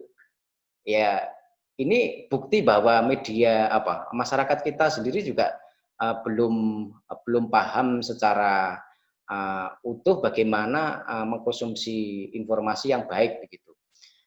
Kemudian untuk menyinggung soal bagaimana media bersikap dalam pilkada atau pemilu. Sebenarnya soal aturan itu sudah ada. Cuman aturan itu memang tidak dibuat secara langsam, artinya waktunya tak terbatas. Jadi media sendiri sudah dibatasi ketika ingin mempublikasikan informasi pasangan calon, ketika nanti sudah calon itu sudah ditetapkan begitu. Bagaimana waktunya begitu? Saya misalnya sebagai pelaku media Time Indonesia, ketika nanti pasangan calon ini sudah ditetapkan begitu, informasi yang akan saya sampaikan kepada pembaca di kanal yang saya miliki, antara misalnya ada 3 calon, jumlah beritanya itu harus sama di hari yang sama begitu. Saya tidak bisa misalnya di Kabupaten A pasangannya ada 3, yang satu pasangan A ini 1 berita, yang kemudian 2 ini misalnya 2, saya nggak bisa, harus adil, mereka harus secara kuantitas harus diberikan ruang yang sama gitu. Cuman lagi-lagi ada kendalanya juga, kita ingin adil ya, ingin adil memberikan porsi yang sama kepada teman-teman pasangan calon, tapi pasangan calon sendiri kadang-kadang tidak mau memanfaatkan space itu begitu. Teman-teman pasangan calon tidak memiliki ide, tidak memiliki tim sendiri yang untuk memproduksi konten yang harus disalurkan kepada media. Ini jadi masalah juga begitu. Ini sudah kami rasakan di Jogja begitu. Teman-teman meski pasangan calon belum ditetapkan begitu, pasangan calon sudah kita fasilitasi untuk ayo visi misi dan program kerja yang ingin diusung, ditawarkan kepada pemilih, dipublikasikan melalui kami. Tapi sampai saat ini belum ada pasangan calon yang mengiyakan itu begitu. Saya nggak tahu apakah mereka memang belum memiliki tim untuk memproduksi itu atau bagaimana, saya belum paham. Sebenarnya kita sudah Time Indonesia sendiri sudah memiliki program itu gitu. Jadi masalah ini tidak hanya jadi complicated lah begitu. Jadi soal trust itu memang butuh memulihkan kepercayaan masyarakat terhadap media, itu memang butuh tenaga dan waktu yang luar biasa. Dan masyarakat juga harus paham bahwa media juga perlu butuh darah lah bahasanya ya, untuk untuk biar para personilnya juga bisa bisa bertahan lebih lama begitu. Jadi ada banyak hal yang mempengaruhi terkait dengan masalah media di tengah dalam pelaksanaan pilkada begitu. Terkait dengan apa yang harus dilakukan teman-teman KSIP di tengah pilkada yang masih pandemi begitu. Ya, menurut saya teman-teman bisa menggunakan akses media sosial dan WA begitu untuk menyampaikan informasi yang positif.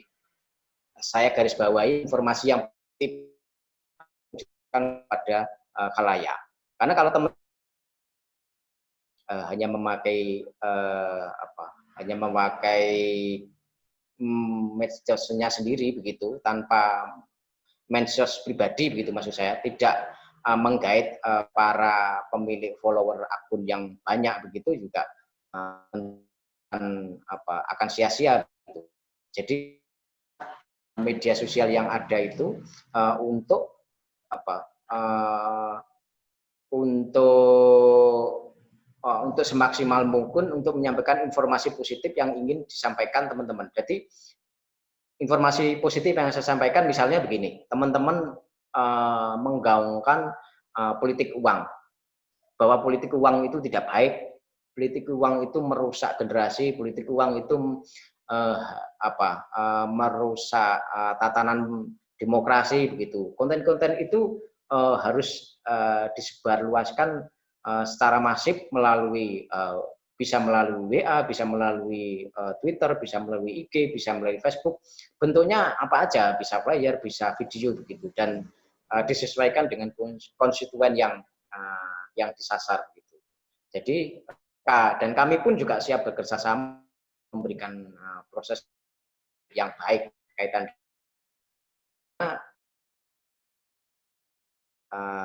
ini tugas dan tanggung jawab semua.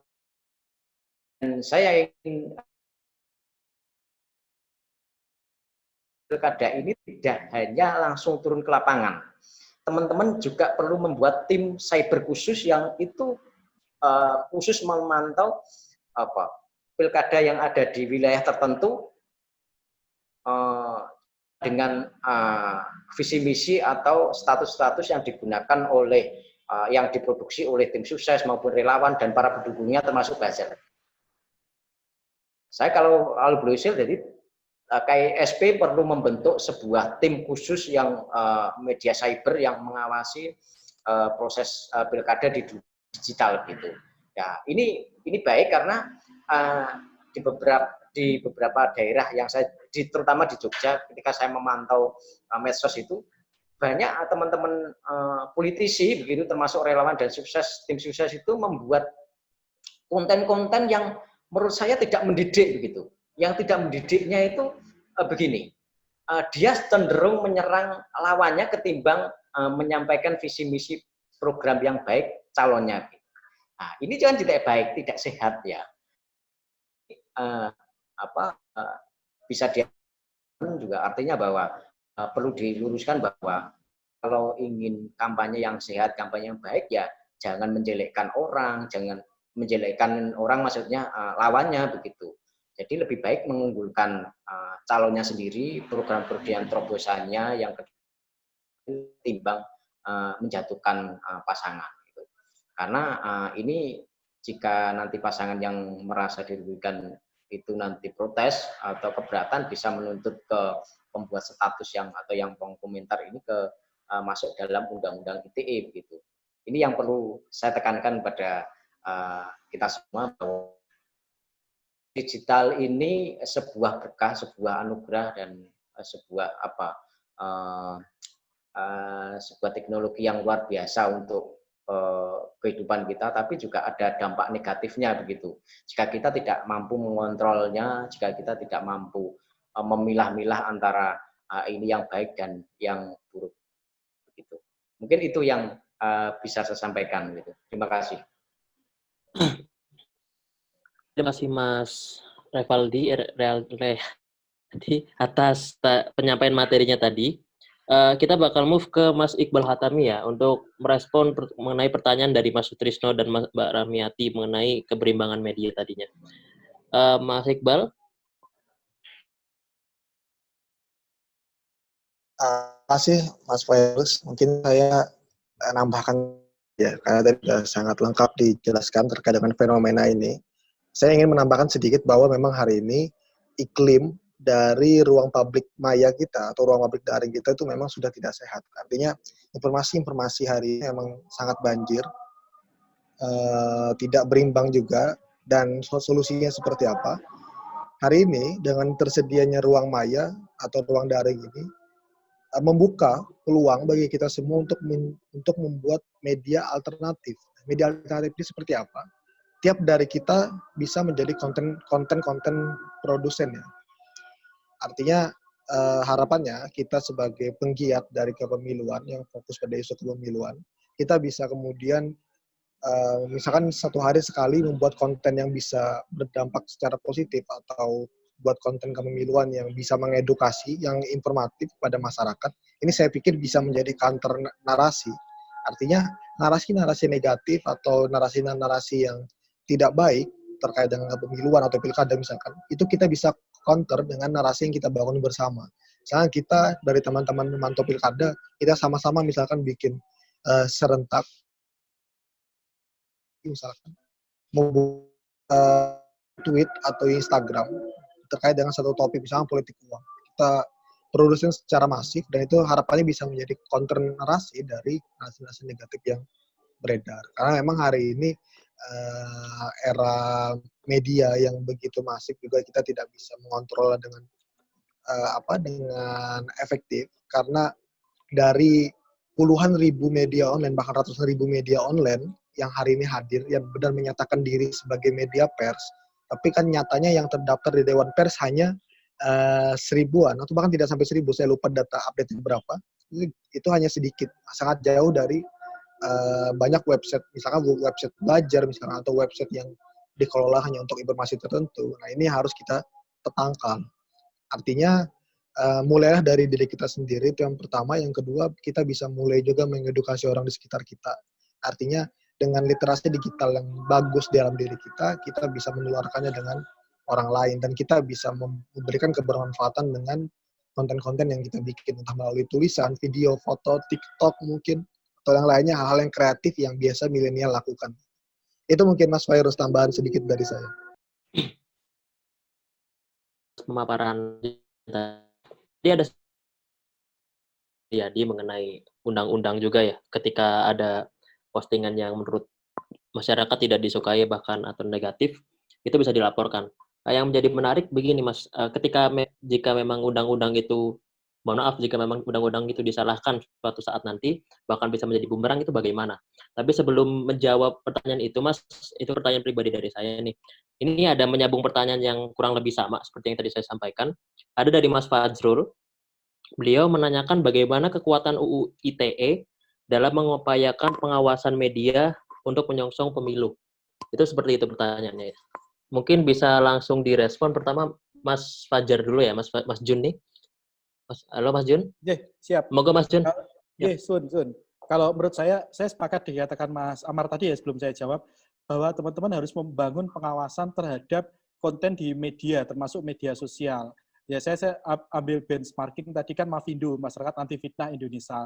Nah, buat diferensiasinya teman-teman lebih spesifik, menyambung Mas Amar tadi, pada isu-isu politik lokal misalnya, media-media lokal, grup-grup WA itu kan seringkali yang malah tidak tercover. Saya mau cerita misalnya setelah tahun 98 itu banyak bermunculan LKM, Lembaga Konsumen Media, atau Lembaga Media Watch. Dulu sangat tren banget Media Watch di saat itu. Nah, dalam beberapa tahun belakang ini saya lihat sudah mulai kendur gitu. Karena kemudian pengawasan media itu seolah-olah menjadi bagian dari individu, padahal kan tidak. Kalau kita melihat di Undang-Undang Penyiaran, Undang-Undang Pers itu disebut bahwasanya individu itu, saya lupa pasal berapa, berhak berkontribusi dalam melakukan pengawasan media. Kita bisa lapor ke Dewan Pers dan sebagainya. Itu kan salah satu hal yang bisa kita lakukan. Kalau misalnya ada sengketa produk pers, kita bisa mengedukasi sengketa produk pers harus diselesaikan melalui jalur Dewan Pers gitu. Tapi kalau itu di luar pers, ya mungkin akan kena Undang-Undang ITE. Tetap meskipun saya cenderung untuk menghindari Undang-Undang ITE karena pasal karetnya terutama dalam konteks media. Tadi kan Mas Amar sudah menyebutkan kan, media kalau sudah terkasih Dewan Pers ya jangan dikenakan dengan Undang-Undang ITE gitu. Nah, ini kan yang mungkin di daerah seringkali tidak terawasi dengan baik gitu. Meskipun media sosial, media digital orang sedunia bisa mengkonsumsi, tapi seringkali isu-isu lokal ini kalah gitu. Nah, yang kedua usul saya sepakat dengan Mas Iqbal Khatami tadi bahwa bisa membuat campaign bersama. Misalnya menaikkan hashtag deh. Kalau kita lihat hashtag di Twitter itu kan lebih banyak hashtag negatif, ya kan? Mengapa kita tidak membuat hashtag yang positif? Ya kan? Misalnya mengajak sebagai sesuatu, pilih secara cerdas, monggo aja nanti teman-teman menyiapkan meme-nya, menyiapkan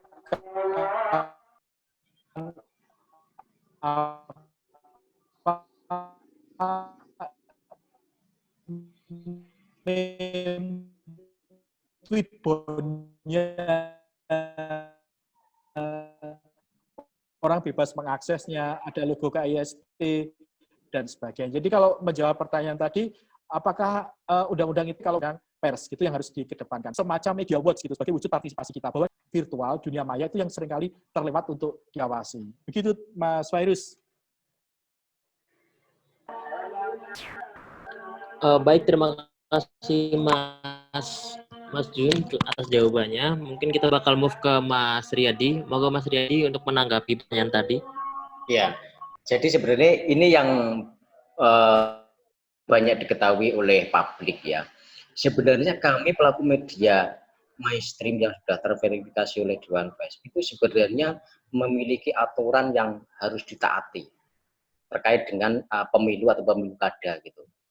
Intinya begini, bahwa semua media yang sudah terverifikasi ketika sudah memasuki tahap kampanye, kita harus berimbang dalam mempublikasikan pasangan calon gitu. Seperti yang sudah saya tadi jelaskan. Jadi semua pasangan calon harus diberikan ruang yang sama, baik itu soal konten berita secara kuantitatif maupun iklan-iklan displaynya begitu. Bagaimana kalau media itu tidak memberikan space yang atau durasi kuantitas yang sama?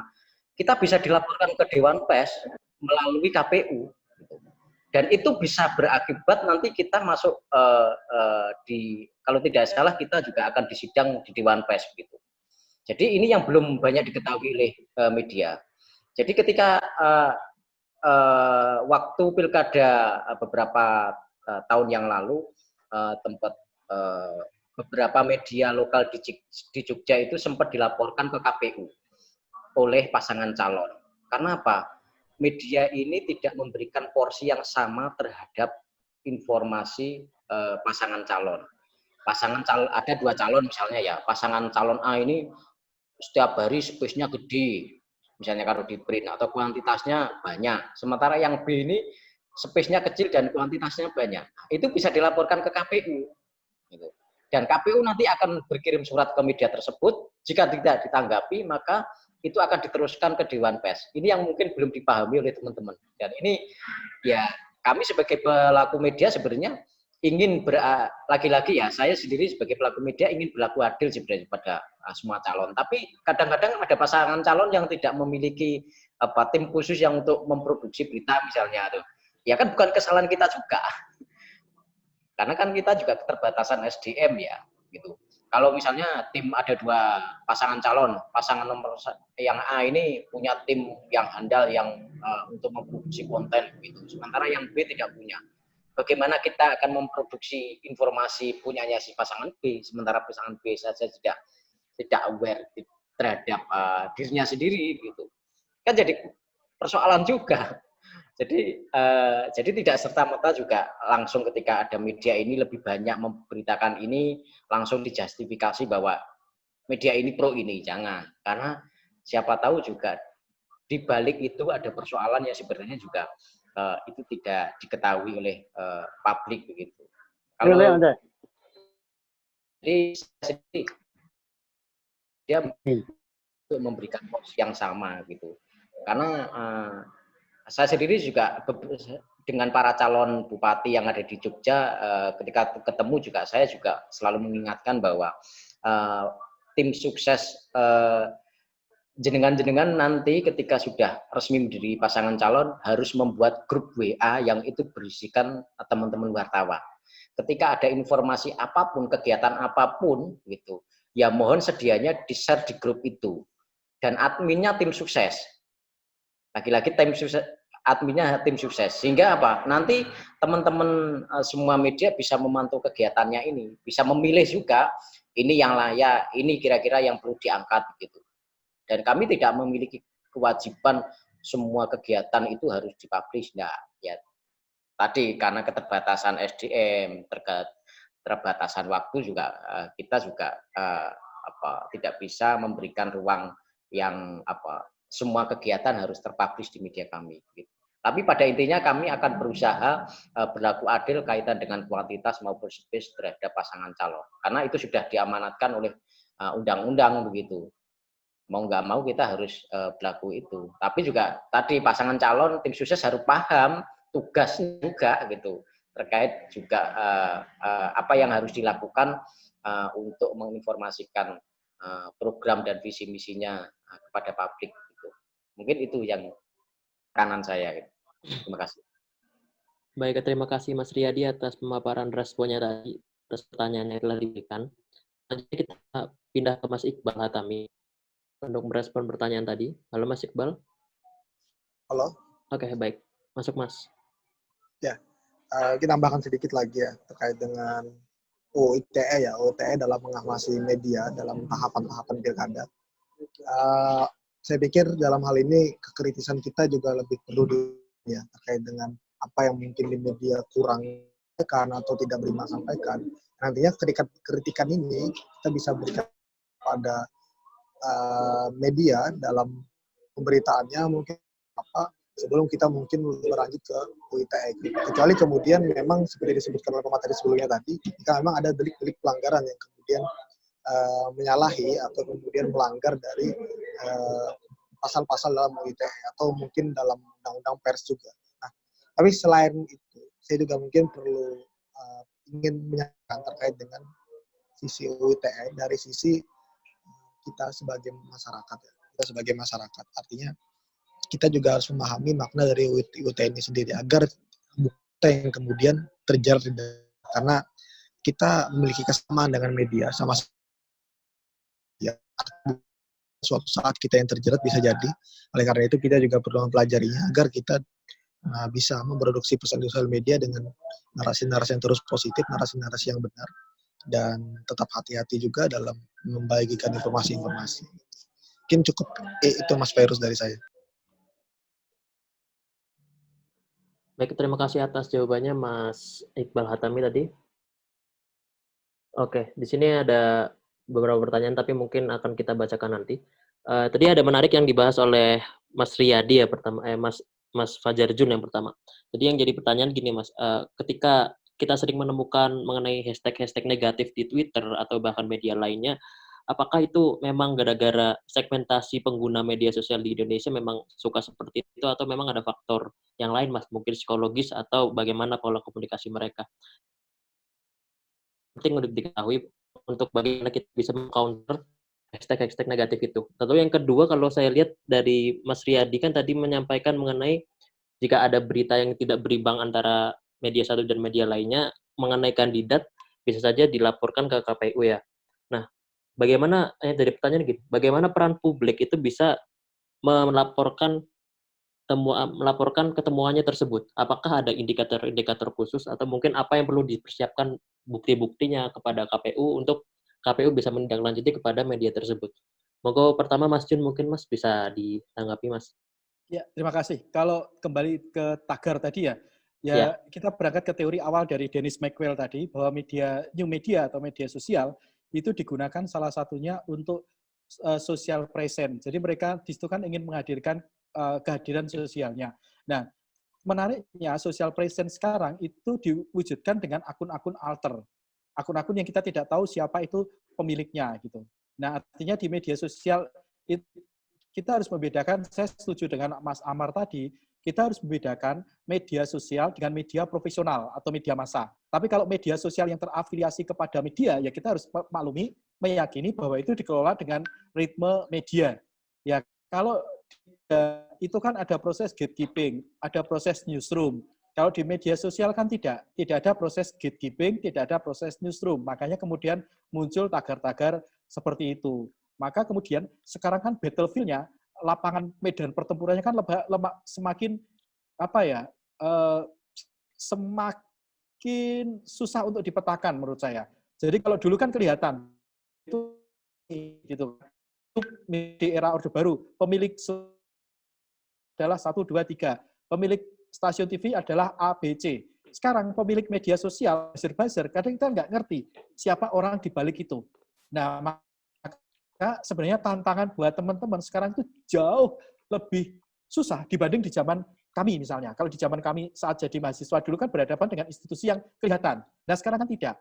Contoh misalnya Mas Amar ini, dari media, produksi berita sudah beneran. Tiba-tiba ada hater menyerang. Kita kan juga nggak ngerti haternya siapa. Kalau ditanggapi, dia akan semakin menggila lagi kan. Nah, itu kan penting untuk membangun literasi ya. Karena sekali lagi di media baru itu kita tidak bisa mencegah siapapun untuk punya media. Jadi tugas kita adalah memperbanyak konten positif agar konten negatif itu semakin kalah. Ada teori namanya terakhir ini teori spiral of silence gelombang kebisuan spiral of silence versus opini publik versus public opinion. Semakin besar opini publik, gelombang kebisuan itu akan semakin kecil, gitu kan. Nah, kalau kita membiarkan konten negatif itu menjadi opini publik, kita bisa jadi gelombang kebisuan loh malahan.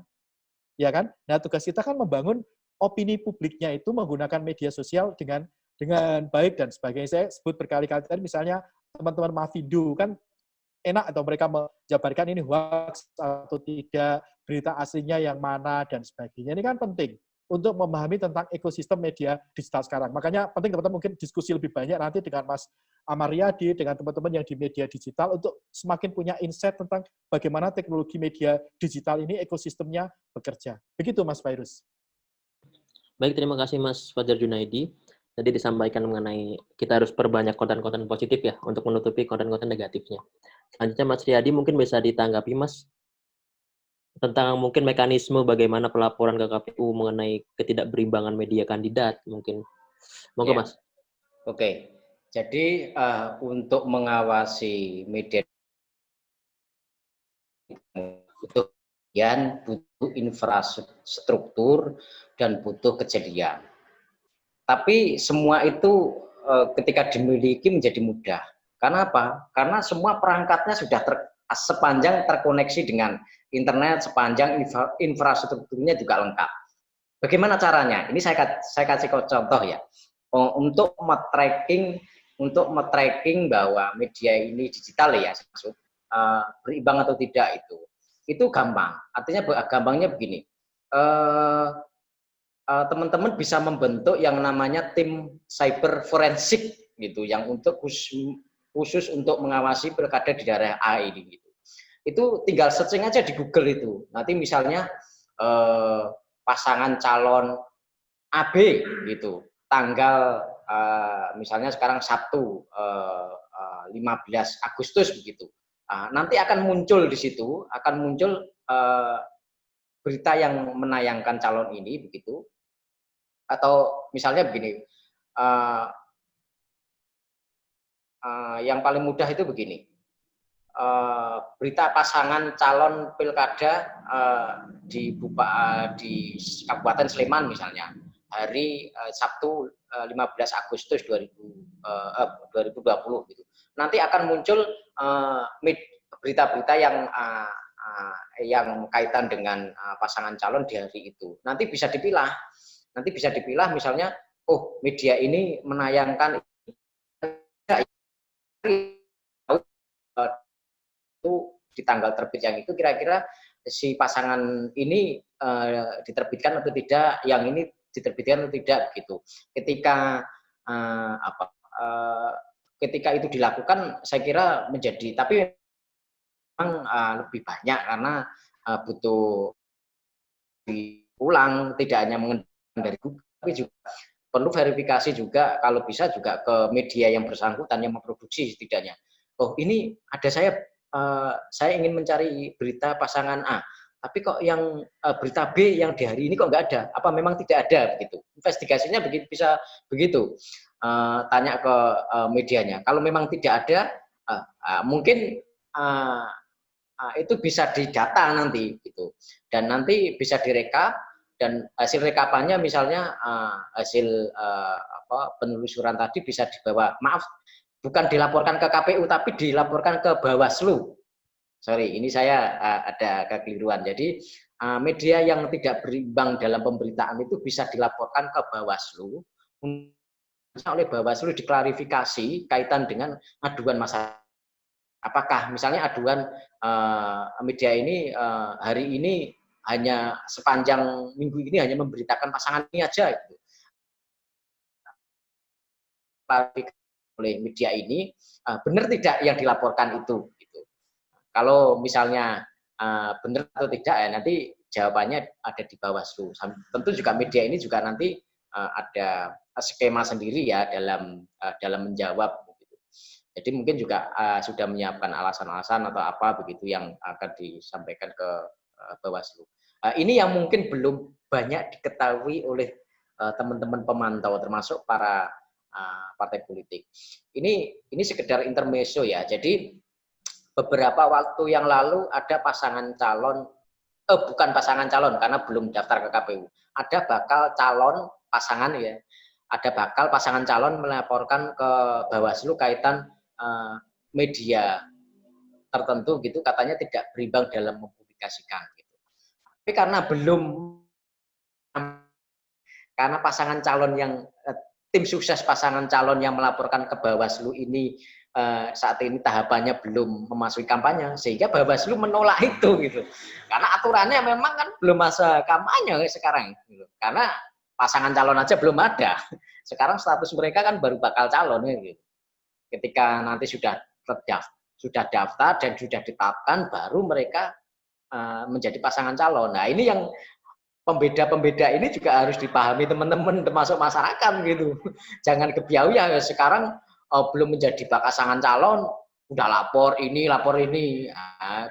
Ya percuma karena belum memasuki secara aturan belum memasuki kampanye dan mereka belum bisa ditetapkan sebagai pasangan calon. Dan perlu diingat bahwa yang namanya kampanye itu memuat berbagai unsur yang harus dipenuhi. Jadi memuat apa saja? Pertama, ada foto pasangan calon. Yang kedua, ada nomor urutnya. Yang ketiga, ada visi misinya. Yang keempat, ada program kerja. Dan yang paling penting itu bisa diketahui itu pelanggaran atau tidak, ada unsur ajakan atau tidak. Nah, kalau tidak ada unsur ajakan, ya bisa jadi nanti sulit dibuktikan di Bawaslu maupun di Gakumdu maupun nanti ketika sudah masuk di pengadilan begitu. Jadi pelanggaran kampanye memang sudah oleh para pembuat kebijakan, bukan kebijakan ya, para pembuat peraturan memang sudah didesain agar ini sulit menjerat teman-temannya mereka sendiri gitu. Jadi ya mau bagaimana lagi kan mereka yang buat ya. Jadi kita hanya bisa menjalankan apa yang sudah dibuat oleh teman-teman legislator termasuk teman-teman penyelenggara pemilu melalui peraturan KPU-nya. Gitu ya. Jadi pelanggaran pemilu-pemilu kada itu sangat rumit, sangat detail dan harus lengkap agar bisa disebut oleh pelanggaran kampanye begitu. Jadi tidak serta-merta bisa dikatakan, kalau bicara etik itu lain lagi ya. Ini bicara soal administratif ya. Kalau bicara etik ya orang melakukan apapun kalau tidak secara pandangan normalnya tidak baik ya melanggar kan. Tapi ini kan bicara soal administratif ya. Semua harus poin-poin tadi juga harus terpenuhi. Kalau tidak terpenuhi ya tidak bisa disebut sebagai pelanggaran pilkada begitu. Mungkin itu. Jadi banyak PR yang bisa diambil menyangkut dengan demokrasi digital. Jadi teman-teman bisa membentuk namanya cyber forensik misalnya gitu untuk mengawasi media sosial pasangan calon, mengawasi media sosial punyanya tim sukses, tim relawan, termasuk para politisi dan para pemain opini yang ada di daerah itu. Itu saya kira pertarungannya di media digital itu lebih banyak di media sosial, bukan di media mainstream lagi gitu. Kalau media mainstream jelas itu yang pertarungannya yang normatif, yang visi misi program kerja, bukan kalau hate speech itu di media sosial. Itu yang menurut saya yang perlu diketati gitu teman-teman agar juga jangan kemudian ini nanti ketika media sosial ini tidak ada yang ngontrol dari kita semua nanti liar ya, itu akan merusak demokrasi kita begitu, termasuk juga merusak generasi kita karena lama-lama orang menjadi apatis, generasi kita jadi apatis politik karena proses-proses perdebatan yang negatif ini terus menggelinding begitu. Mungkin itu yang bisa saya sampaikan. Baik, terima kasih Mas Riyadi atas responnya. Tak terasa kita sudah sampai di penghujung acara, udah hampir mau jam 4 ya. Kita mungkin langsung aja closing. Kita mohon closing statement dulu dari para pembicara. Pertama mungkin dari Mas Fajar Junaidi. Mungkin bisa kasih closing statement Mas, singkat aja mungkin Mas. Baik, terima kasih Mas Virus. Kalau closing statement saya adalah, teman-teman, demokrasi kita itu bukan hanya di dunia nyata, demokrasi kita juga terjadi di ruang virtual. Maka wujudkan peran serta teman-teman KISP untuk membangun demokrasi di ruang virtual kita agar menjadi lebih sehat. Salah satunya dengan menjalankan fungsi pengawasan, fungsi edukasi, yang terutama lagi adalah fungsi literasi kepada audiens, kepada pemilih di dunia virtual. Begitu Mas Virus. Baik, terima kasih Mas Fajar. Selanjutnya Mas Riyadi, closing statement Mas. Boleh singkat saja Mas.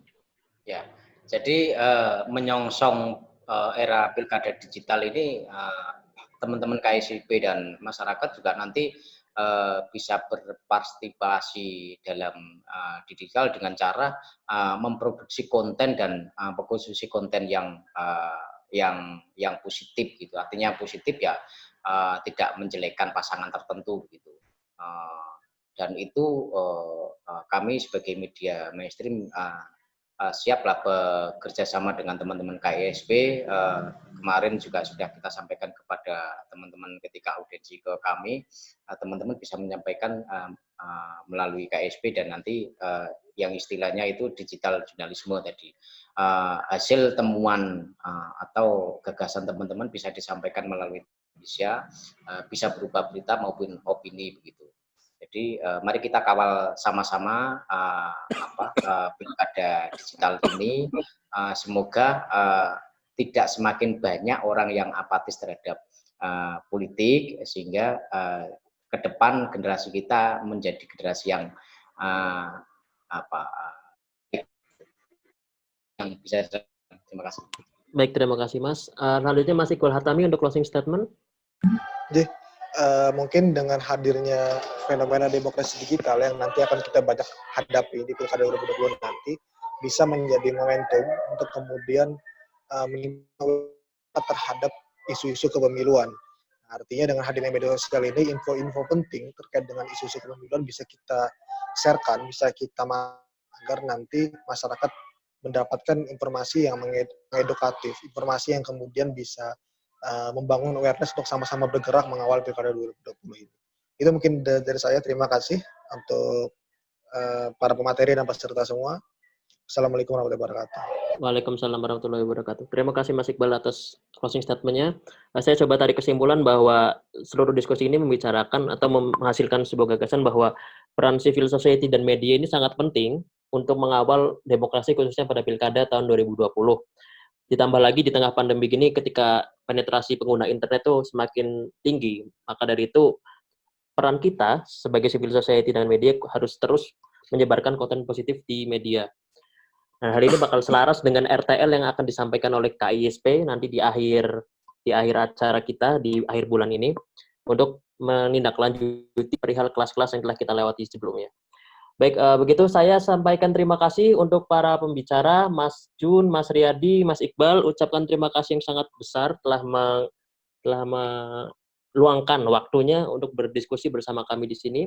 Saya ucapkan terima kasih juga para peserta yang telah dan harapan besar kami bahwa teman-teman tetap stay sampai acara selesai dan selesaikan tugas-tugas yang telah kami berikan. Hal ini bertujuan untuk kita tetap bisa mengawal pilkada serentak tahun 2020 mendatang. Baik, saya Virus Arta selaku moderator mohon izin untuk undur diri. Terima kasih atas waktunya. Wabillahi taufiq wal hidayah. Wassalamualaikum warahmatullahi wabarakatuh. Waalaikumsalam. Mas Yadi, terima kasih banyak Mas Iqbal, Mas Jun. Kami undur.